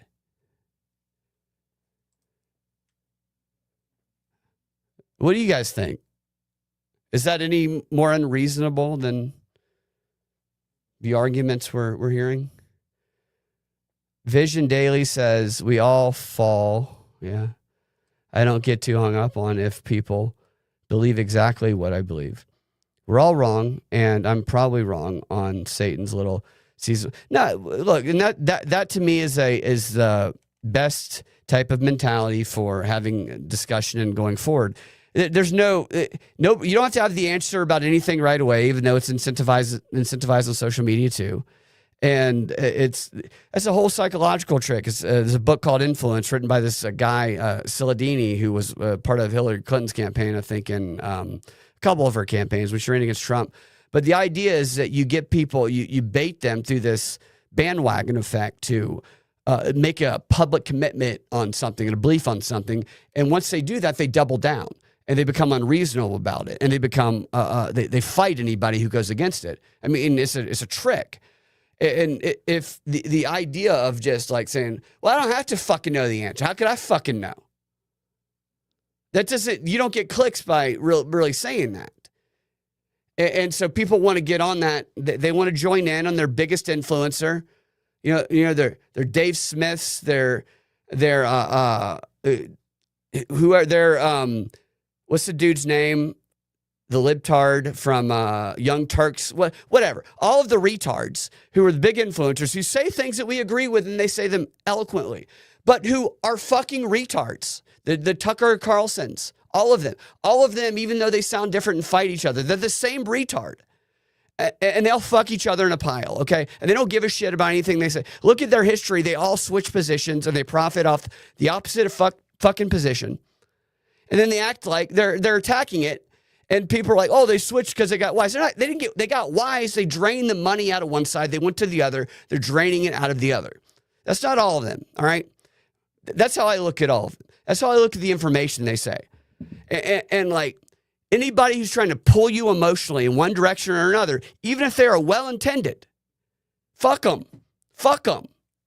Because you're in an environment where the profit model depends on pulling you emotionally one way or another and turning you against other people. So even if people who aren't intentionally doing that, maybe they've just been they've fallen into the trap of doing that, fuck them. They're not bad people, but their best interest is not with you. It's with their profits. So fuck them. Even if you agree with them, fuck them.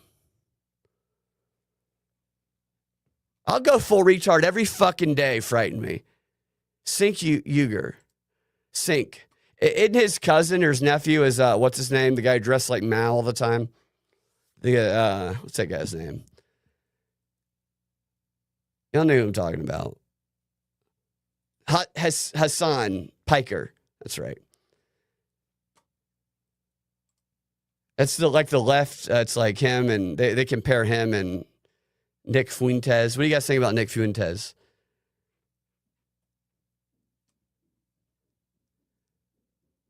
That's really picked up as well with the clickbait. Yeah, the clickbait, I've noticed that. The patterns of titles have changed. It's so clear that there's been like an algorithmic change in what gets clicks because you can see the same types of titles. Tim Pool does them a lot. It'll be like, this is going to end it all, or everything's over. It's just very vague, and I know you got to get people's attention, but it's so annoying. I hate it. Drew Triglia could start making an AI video to fund to raise for Crazy Eddie. I bet he would love it. Hey, Drew was on the show recently. We talked about his movie, The Jones Plantation, some of his other work. It's good to talk to him. I did think it was interesting. I watched Drew's movie, and it really highlights the structure of government and the manipulation tactics. And it does something that I know you guys love. A lot of hard R's dropped in there, which I thought was funny because when you're an actor and you go on a lot of auditions, for me, you learn how other people perceive you. And I learned through years of auditioning that casting directors and people perceive me as someone who's really good at saying the hard R. So not great at it, because I would just get callbacks. Like, could you come say it again and again and again in front of a black person, maybe a room full of them? Yeah, we're going to go a different direction with this role. In the end, I just said the hard R 18 times for free. For free. So I saw Drew's movie. It made me think of that. But I love the way that Drew, he does subversive media, and it's beautifully shot, and it was fun to talk to him. Y'all check out the show we had with him. I've done a version of that, what I just did at stand up. I've done that at a few black rooms and stand up. And it goes better than it does at the white rooms. The white rooms don't like it. Interestingly enough, the black rooms do. I didn't even hear when I met you last year. You didn't even hear? I didn't do that one. Deez, yeah. Deez, you're up in Toronto, right? Yeah. Yeah. Would they let me do that at your club, Deez Laughs? Would I get away with that up there? If I actually said it, would I get away with it? Or would I have to do it like that? Would I have to say the hard R? I want to say it if I'm going to do the joke. because it's not. I'm not saying it because I said it. I'm saying it because some liberal faggot that wrote it said it. I'm not saying it. I'm saying what some liberal faggot said. Some producer faggot. I'm not. It's not me. I'm repeating their words.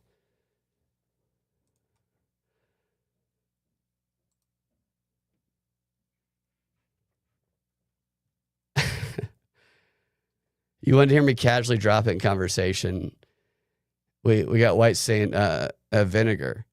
But for those listening, D's laughs is black. So I get all my end cards from D's. All right. I think I saw the Dr. Phil. So Dr. Phil says a bunch more stuff like that. It's just interesting to see because he's so casual about it. You'll see more of that. And I don't know what it means other than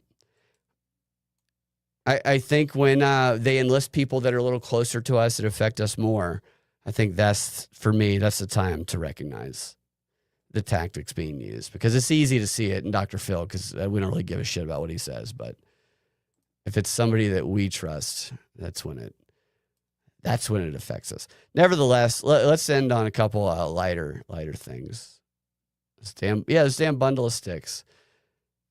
Yeah, I was talking to people at the World Cup when the Brits played, and they got really mad at me because I was just like, you guys, because they had lost, and one of them like kicked a trash can, destroyed a trash can, and I was just like, what happened in the game? You guys got to the final four and semifinals, and you guys were happy and gay. And I was like, have you ever felt any gayer than you felt going into this game? And they'd like kind of look at me and they'd be like, gayer? I'd be like, yeah, have you felt any gayer? And one of them said, gayer. I said, yeah, in Atlanta, gay means happy, just like in your country. Like, so have you ever felt any gayer? And he didn't know if I was being serious or not. So he's like, well, it was disappointing and we lost. And so after the loss, after losing in such devastating fashion, did you feel less gay after losing? Did the gayness just leave you? And they would get confused. And some of them, I would ask people with the opposite jerseys on. So people with Argentina, and then you have people with the Team England jerseys. I'd go to the Argentina people and I'd say, hey, is that an England jersey? And they just flip the fuck out. And same thing with England. One guy, they would just yell at me. It was crazy how mad they were. I'm cutting a montage together of it, but they got so upset. And they like blamed it on me. Even the Argentina won. And just because I'm calling the Messi jersey an England jersey, guys yelling at me, I'm like, your team won, okay? You should be gay. You should be a lot gayer than you're being right now.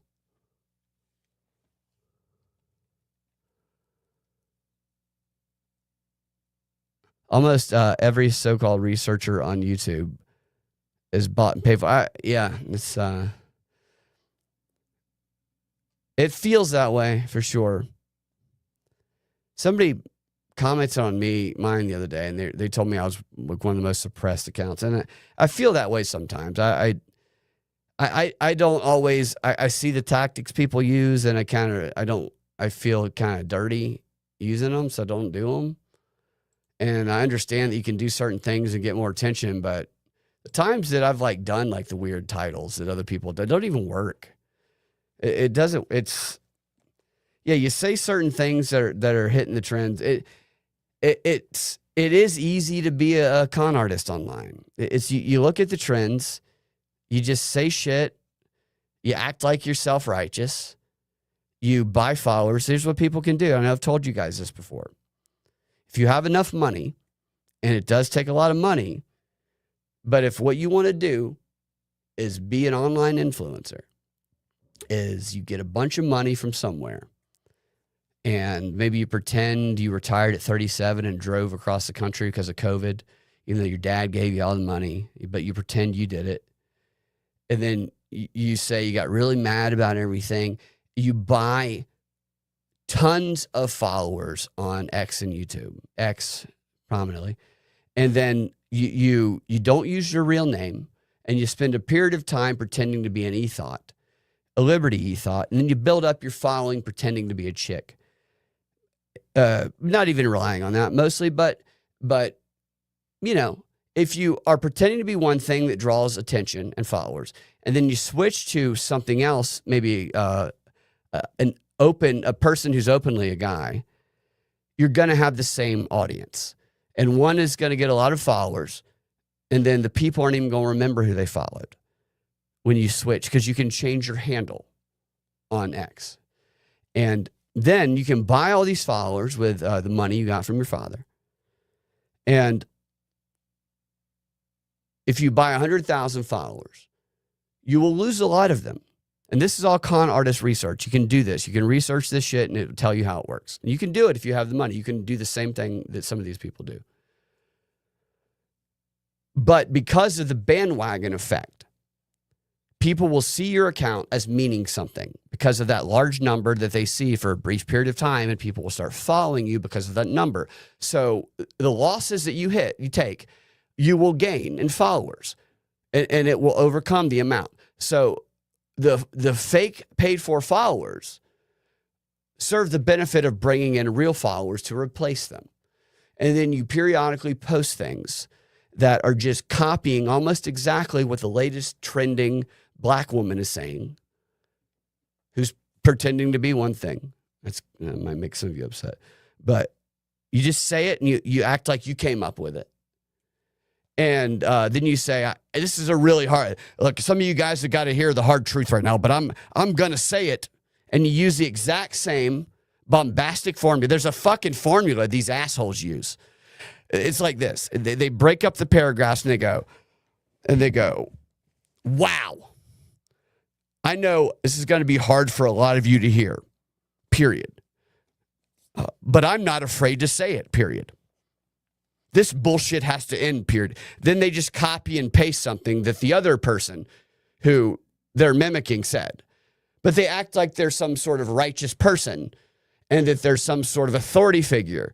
And then they block anyone who points out, hey, that you just copied and pasted. That's the influencer model. It's gay as shit, but that's how it works.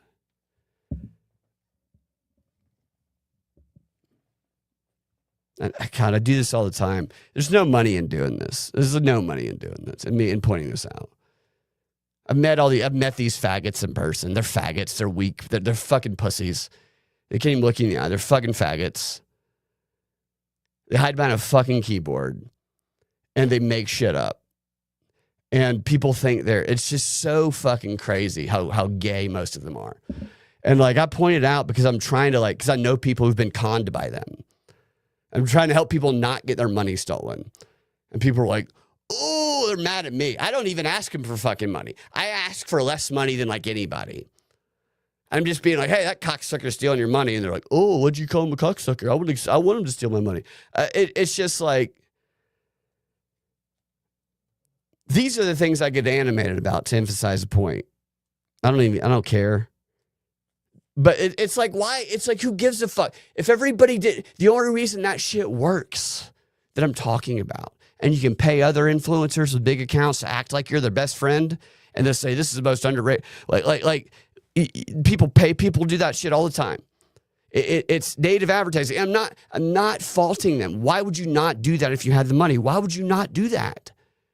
Of course they're going to do that. This is a profit model. This is a business model. Most of us are on these platforms thinking we're talking to people and engaging people, but these bigger accounts are there because it is a business model. And that is a very different way of looking at it than the rest of us have. They are looking at it through a profit maximizing lens. And when they do that, what takes priority is not truth, it's not kindness, it's profit. And I talked earlier about what that profit is. And so, look, hear me now. Bob, if you're still listening, this is something you say. Hear me now, believe me later. People who are riling us up and saying things we believe and then targeting, directing our attention to target others, take the truth you accept, refuse the divisive stuff, refuse the tribalism. I accept the truth that you're saying that I agree with. I refuse to go attack people who you're directing me towards because they disagree. I mean, to me, that's the best way to look at it. I agree with you. I'm not going to go attack someone who doesn't.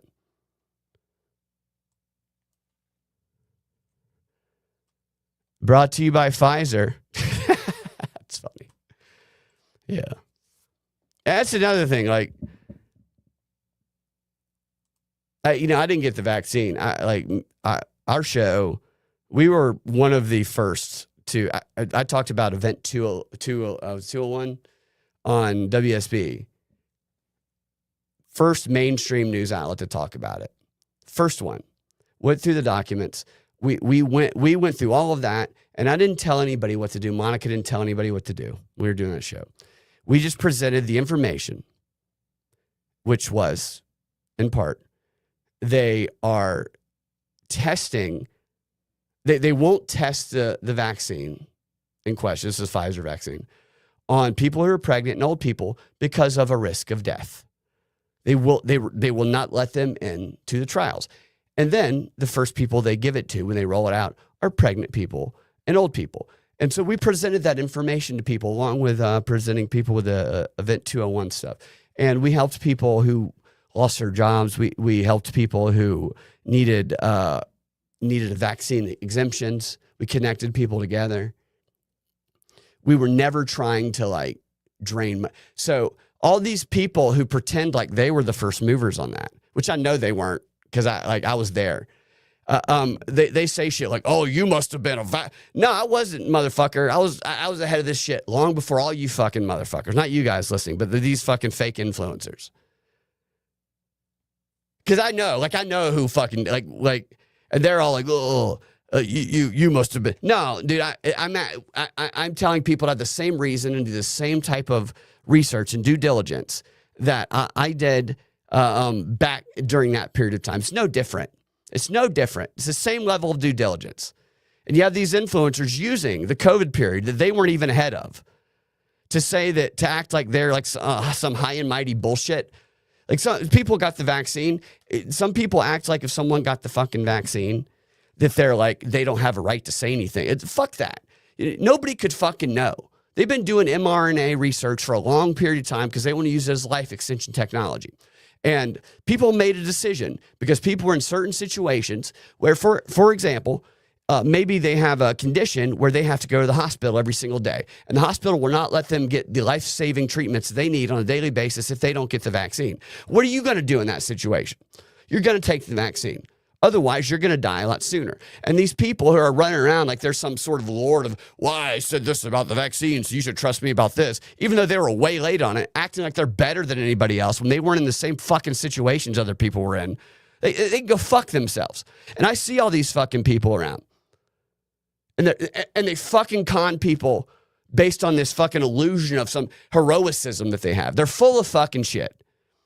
Anybody who's fucking pushing you to attack someone else is full of shit. When for me, I know I'm on my high horse.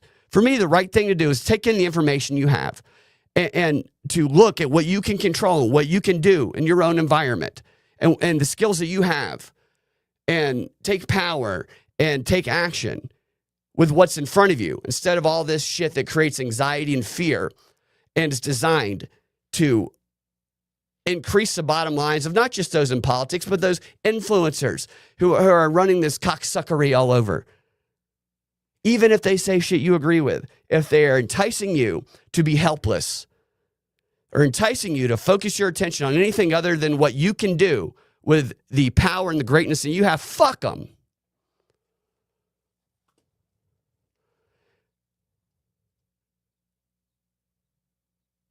Brad said, D says, say it.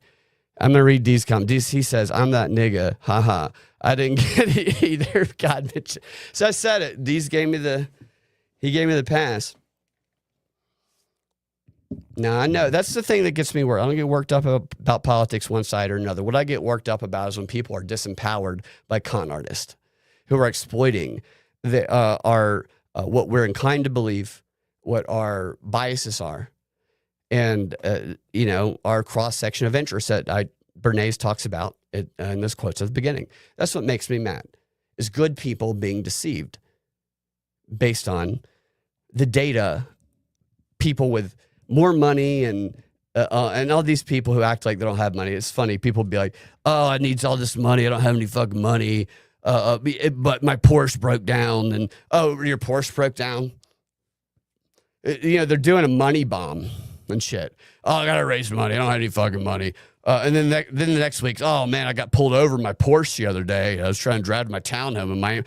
Okay, nice humble brag, you cocksucker. It's just, and they're raising money. I need to do a give, send, go to get the transmission fixed on my Porsche.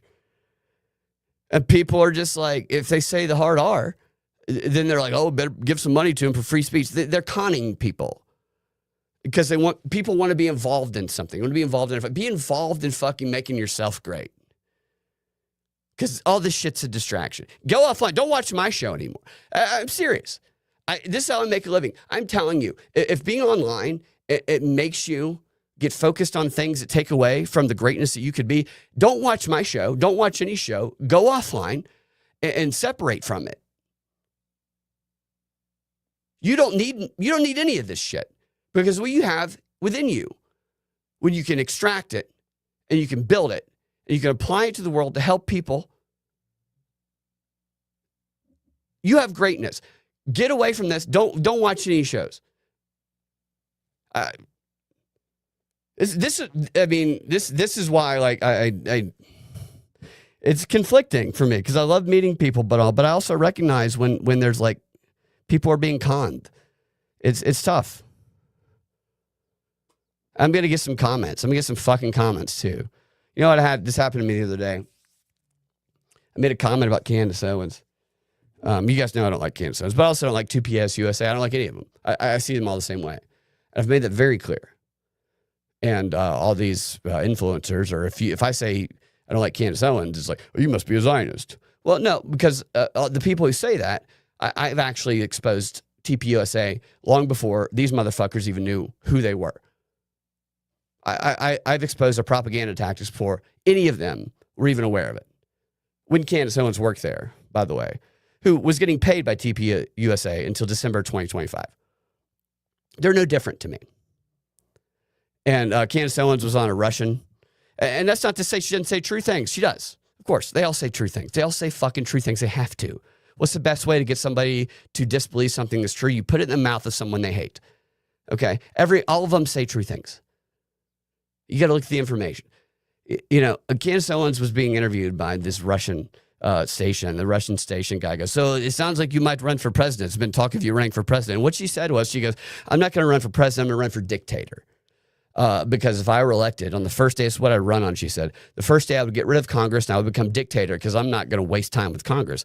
And some people would say she was being sarcastic, but she seemed very serious. My point, I don't think that would ever get to that. But my point is this. This is a person, just because she says things that are easy, that appeal to us, all the other shit is discrediting because most people don't watch her entire show.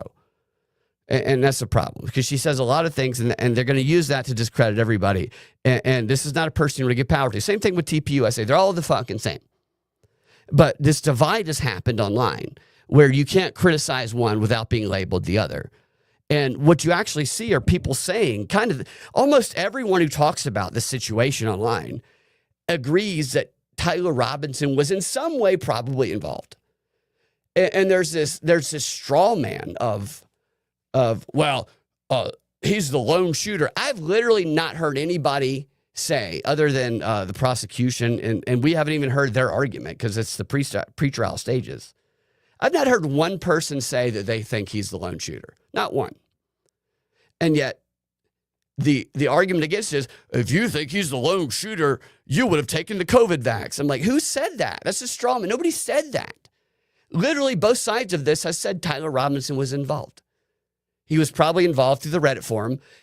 Most of the information that people express about this case on both sides of this are exactly the same. And yet, these minor details, these things that end up roping people who did nothing wrong into it, and the petty fights between them is what divides people. It's all the minor bullshit when all the major facts, all of these idiots agree on. And it's divided the entire internet and created this profit revenue for both sides of it against the other because they're both conning everyone. There's no reason for anyone to be mad at each other over any of this. It's in the pre-trial stages and the base facts everyone is agreed on. Even Candace herself has said the same fucking shit TPUSA has if you've watched her show. The same exact basic facts. She just pulls out other stuff and they fight with it and they both engage, they get clicks. It's a fucking con. Look at it. I mean, if you want to go search it, I've played some on the show. They have made the exact same claims. We don't think he was alone. We think there was others involved. We think he was there. We don't know what he did. They have said the exact same thing. Tyler Boyer or Andrew Colvett has said the same shit as Candace Owens, and nobody realizes it because of all the minor shit in between. And they fight each other to the death over it. And the people pulling the strings, cashing in along the way. So get mad at me all you want if you're listening to that. I'm not on either side of any of it because I'm telling you, they're both saying the same shit because they're both trying to give plausible deniability for their arguments, and they both see that it looks like a undercover operation of influence going on in these online forums. And I mean, they make the same fucking claims outside of the other shit. You have to cut away the fat, but what they have you focus on is the fat. God, I'm such a prick. Like, I just keep talking about this stupid shit.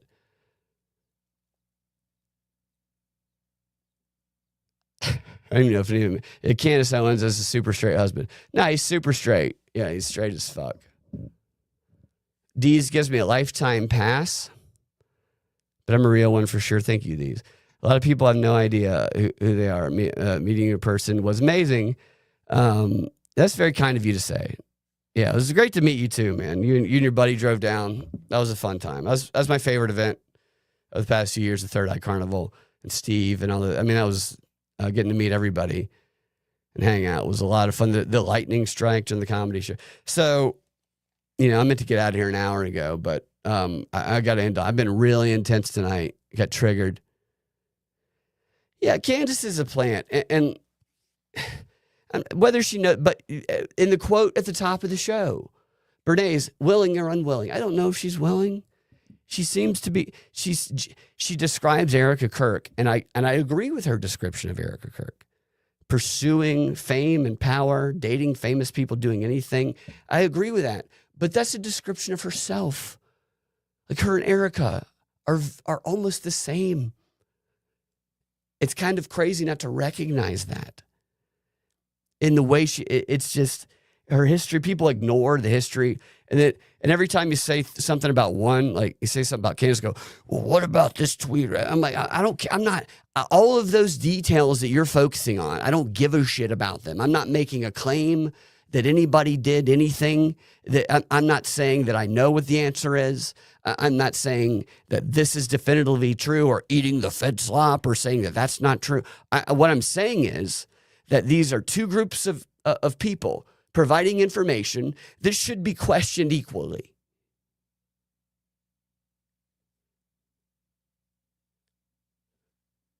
And that these are two individuals who, while I find them both to be a little sus in Candace and Erica, can both say true things at times that I agree with, and both say things that are obviously untrue and easily disprovable. Why is that so difficult? Why can those things not both be true? Because of the emotion that the propagandists charge into it, which causes people to agree with all of one or all of the other, and disagree with all of one. And all. Same thing with Ben Shapiro. I'm not a Ben Shapiro fan, but just like Candace and Ben, sometimes Candace says things that are true. Sometimes Ben says things that are true. Sometimes they both say bullshit. And that's a hard pill to swallow. Somebody we don't like says things that are true sometimes. And somebody we do like says things that aren't. And NLP And, Tony Robbins style, you minimize the things that, that thing was obviously bullshit. Let's minimize the importance of that. Let's maximize the importance of something that was true. It's all brain tricks. And they all know how to do it well because they're all well funded.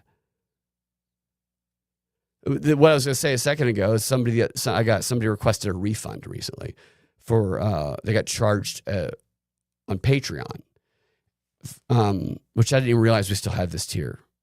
I didn't know it still existed, but I guess there was still one that was subscribing to this. And they requested a $1 refund because they had, there was a special that I think Monica had set up years ago that this person was on. And they didn't cancel their account because you can see when people cancel it. They actually waited till halfway through the month and they got mad at something I said. So they lied and said, I canceled the previous month. I want a refund. And they wanted $1 back because they didn't like what I said about Candace Owens. And I gave it to them because that's fine. I don't want your $1. I don't care. But that's the type of mentality. It's anybody who's listening to the show knows that I don't care about the outcome of any of this. I'm just trying to deconstruct these different dynamics of propaganda on all sides. But like the tribalism, the very concept of it, this tearing people apart. I pointed out and they're like, oh, fuck you Israel show, 7K show. I mean, I'm not getting this. I wish, show me where the 7K is because motherfucker, I ain't getting it. Nature Boy says, hey, Brad, say I can be a cracker-ass honky white boy. I can be a cracker-ass. Candace, I can be a cracker-ass honky white boy. I don't know if that's, yeah, I'm a cracker-ass. I don't care. It doesn't matter. I did stand-up show in a black room recently where I was complaining about white people. I got the whole room to say, screw the crackers. Because you gotta reach across the aisle sometimes.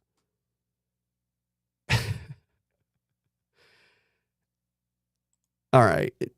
What I've been promising for like 45 minutes.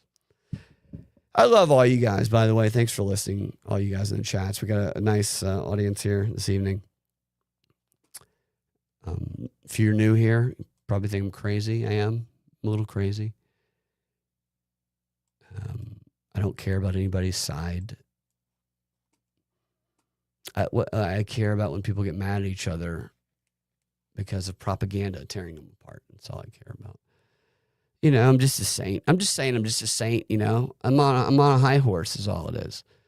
Which is exactly why we should end the show with this story about a guy named Sperman. I don't know if you guys saw this. It's a very important story. Tragic story. Thank you, Bob. Love you, Brad. Thank you. Tragic story. Bob says, love you, Brad. Give Brad money. Thank you, Bob. Sperman busted for exposing his Spearman, excuse me. You guys see this? There he is. Yeah, Spearman. That's right. Yeah, that's right, geez. Busted. I feel bad. Look, I love how they have the toes right there. You see that? Make that bigger. Like, why is there just a feet pic right here on the sides? So here's the article. This is a poor guy. After repeatedly hectoring a woman for photos of her feet, a Florida man allegedly exposed himself and then followed the victim around a Lowe's store before fleeing, according to a police report.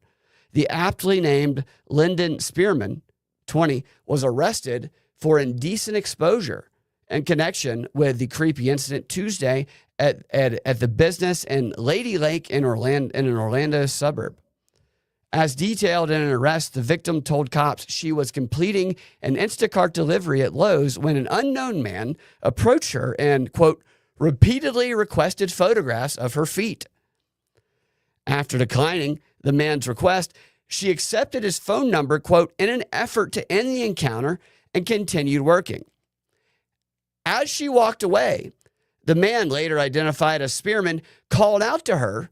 And when the victim turned around, Spearman, quote, intentionally exposed his flaccid, oh my gosh, right at the climax, I hit the wrong button. As she walked away, the man later identified as Spearman called out to her.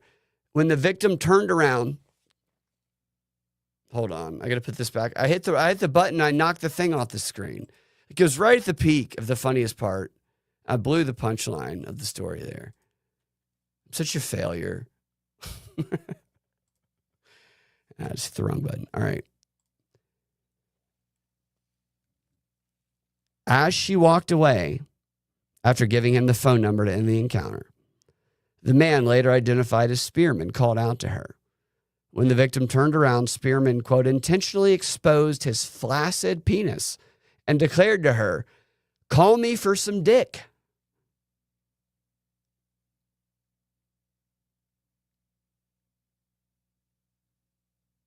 Let that sink in. For those who just tuned in, the young man approached a woman inside a Lowe's of all places. Not something you would typically think would happen at a Lowe's or even a Home Depot. That's more of a Walmart type of incident, but nevertheless, requesting feet pics takes balls in and of itself. To approach a woman, say, multiple times at Lowe's. She's shopping for 2x4s, maybe some kitchen floor tiles. And this guy says, hey, maybe she has some feet pics. She has beautiful feet. Would you mind giving me some feet pics? He requests multiple times. And she's like, I got to get this guy out of here. Just here, let me take your phone number. Maybe I'll send them to you. And so look, I'm not going to say that she's at fault here, but he might have gotten the wrong impression with her tactic to get him to leave. She might have been like, you know what, maybe I'll send you some feet pics. Just give me your phone number. Sounds like that's what happened. He was so persistent. Instead of being firm and breaking his heart, I'm not giving you feet pics, you creep. Her strategy was, hey, just text me or give me your phone number and I'll send you some feet pics later just to get him out of here, which gives him a false impression, which leads to the criminal act to happen shortly thereafter, in which as he's walking away, he says, hey, bitch. She turns around. He's pulled out his flaccid dick. Call me later for some dick. He's not pulling out a flaccid dick if she made it clear he wasn't getting feet pics. She led him on. You're pulling out a flaccid dick. You're thinking you don't even need to show the full throttle. No, I mean, if you're any bit like self-conscious about the situation, you're going to get rock hard before you pull that D out. You know, because that's the persuasive part of you're unsure. Maybe she's not going to send me the feet pics. Maybe I get rock hard. I show her this boner, and that persuades her. Oh, I didn't realize you had that kind of boner. I will send you feet pics later. But this guy was so confident that he pulled out a flaccid peener. I blame her. I blame this woman. And yet this poor guy got arrested. Who wouldn't pull out a flaccid dick after she's throwing that pussy and those feet pics at him the way she did, obviously? That's my question. What shoes is she wearing? Frighten me. My guess is horseshoes. Shoes of, obviously she's wearing open-toed high heels. It's clearly her fault. Continuing. After declining the man's request, I read that part. After he said, call me for some dick, that's where we pick up the story. The victim said that Spearman then followed her into a Lowe's. Oh, so this was outside. Until she approached a group of customers, causing him to leave the area. And look, who wouldn't leave the area when you see a group of customers who you haven't met, who you haven't been led to believe is going to send you feet pics, and you've got a flaccid dick out? Now, you're not going into a group of strangers unless you're rock hard. I'm not wrong, right, guys? A bunch of people standing around. You're not showing that. You know, maybe it's a grower. not to show her. You're not risking that if you're not sure. Poor guy. Look at him. He's got a flaccid D in that picture right now.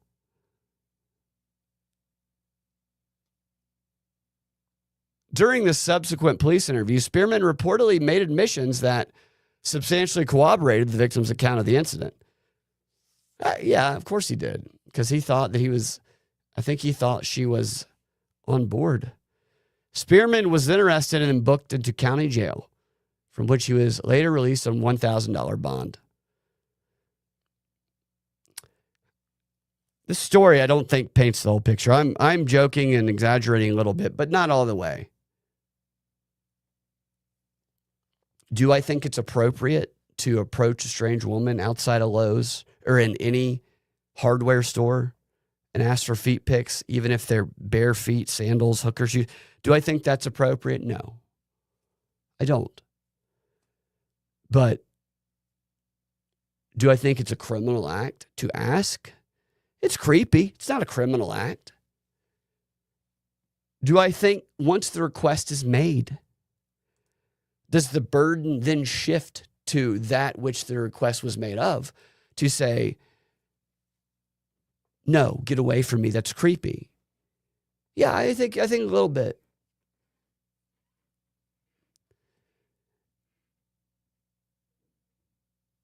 It is saying, hey, give me your number. She asked for his phone number.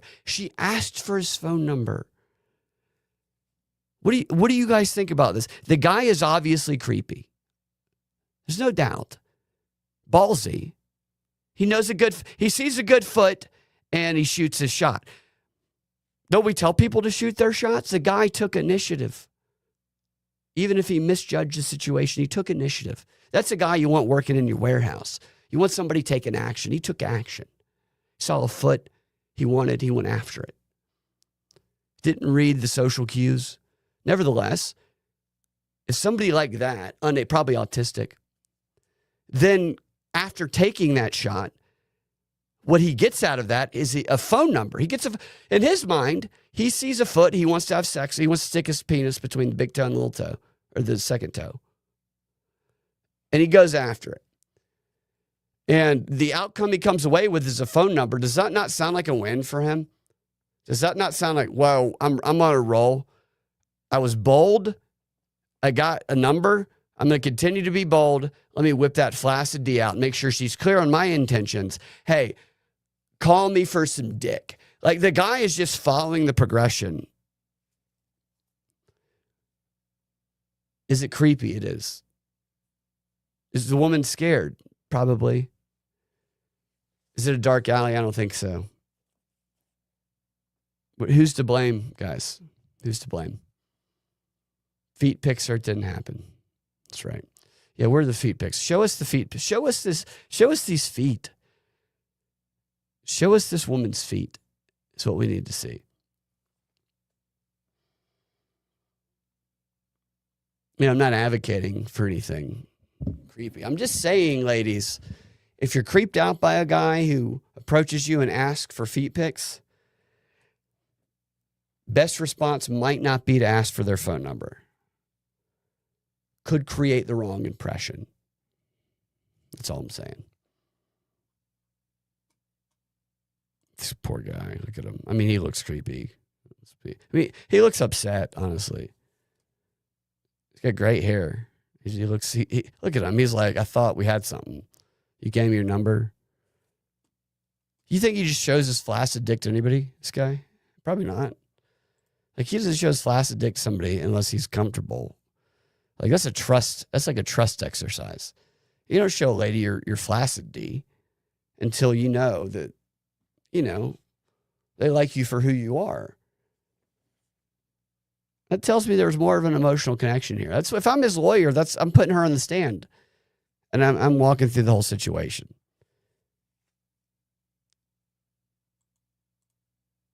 I think what's at fault is, I think we blame social media. I think this is a young guy, and I think that he doesn't read social cues, and I think this woman probably felt alone. I don't know the situation. I don't know if she's with somebody. Don't get his phone number. Don't get a guy's phone. Don't ask for a guy's phone number who just asked you for feet pics at a Lowe's. Don't say, give me your phone number. And then call the police. What happened? He asked for feet pics. I said, give me your phone number. And then he pulled his dick out. If I'm the cop, I'm saying, okay, where's the crime?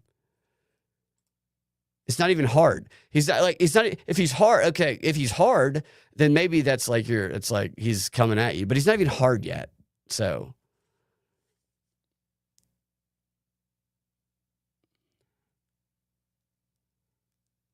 Unbelievable. It's a miscommunication. I side with neither.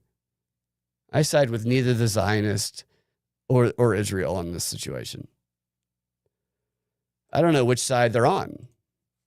I'm sure one or the other. I'm sure Bibi Netanyahu supports one of these two. I don't know which. I don't know if he supports a woman or the dude, but either way, I'm not on his side or anybody's side. All right, last one. Autistic alpha. Yeah, he's an autistic alpha. Yeah, he doesn't know when to pull it out. He can't pull it out in a Lowe's. Yeah, he does. He gets out. He's like, I need to go to I need to go to a hardware store to show I'm manly. Just approach a chick to show that I take initiative. Ask for what he wants, a feet pic. Just showing all these masculine traits. Not recognizing that she's trying to get rid of him, by asking for the phone number. And then taking that as I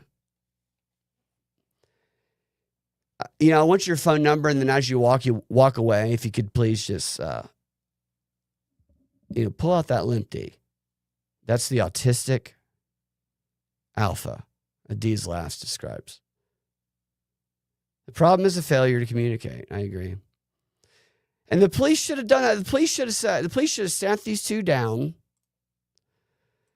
and they should have had a facilitator in there, maybe an improv coach, Bob, if you're still watching, and said, before anybody gets arrested here, there appears to be two angles to this story, and we don't want anybody to get in trouble here. Zip, could you please put your flaccid penis back in your pants? Thank you. If you could please cover up your feet, please. Thank you. Okay. Now, if we could please just talk about the miscommunication here, perhaps you two might even fall in love. Cool hand, Luke. All right. That's funny. All right, check this out.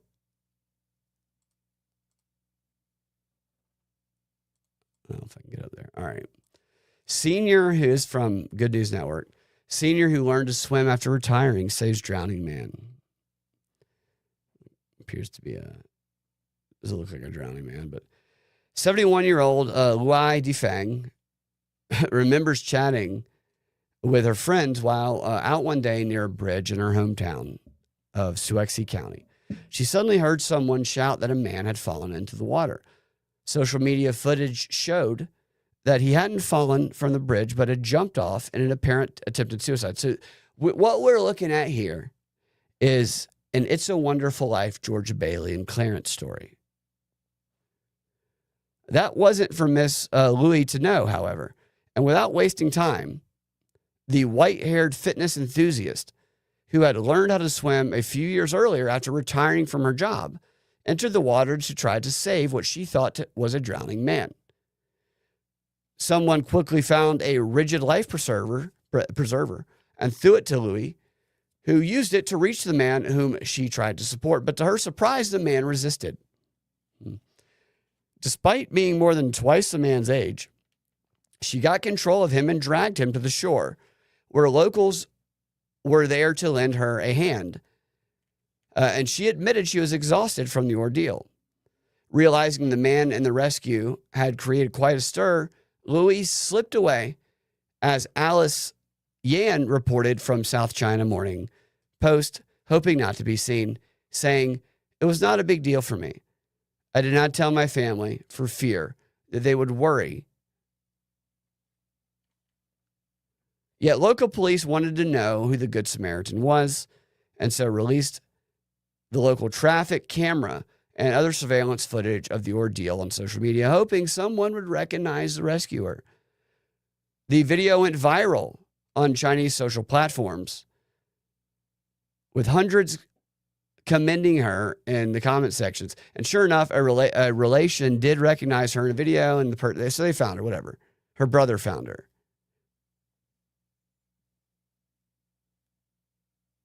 I was trying to find out what happened to the guy. That's great. That's a nice. I've been doing these Good News Network stories to end on a positive note, but they always leave a little something, little something wished for. I think it's fantastic that that woman took the initiative to save that man. But what happened to that guy who was fighting her off? Was he, is he okay?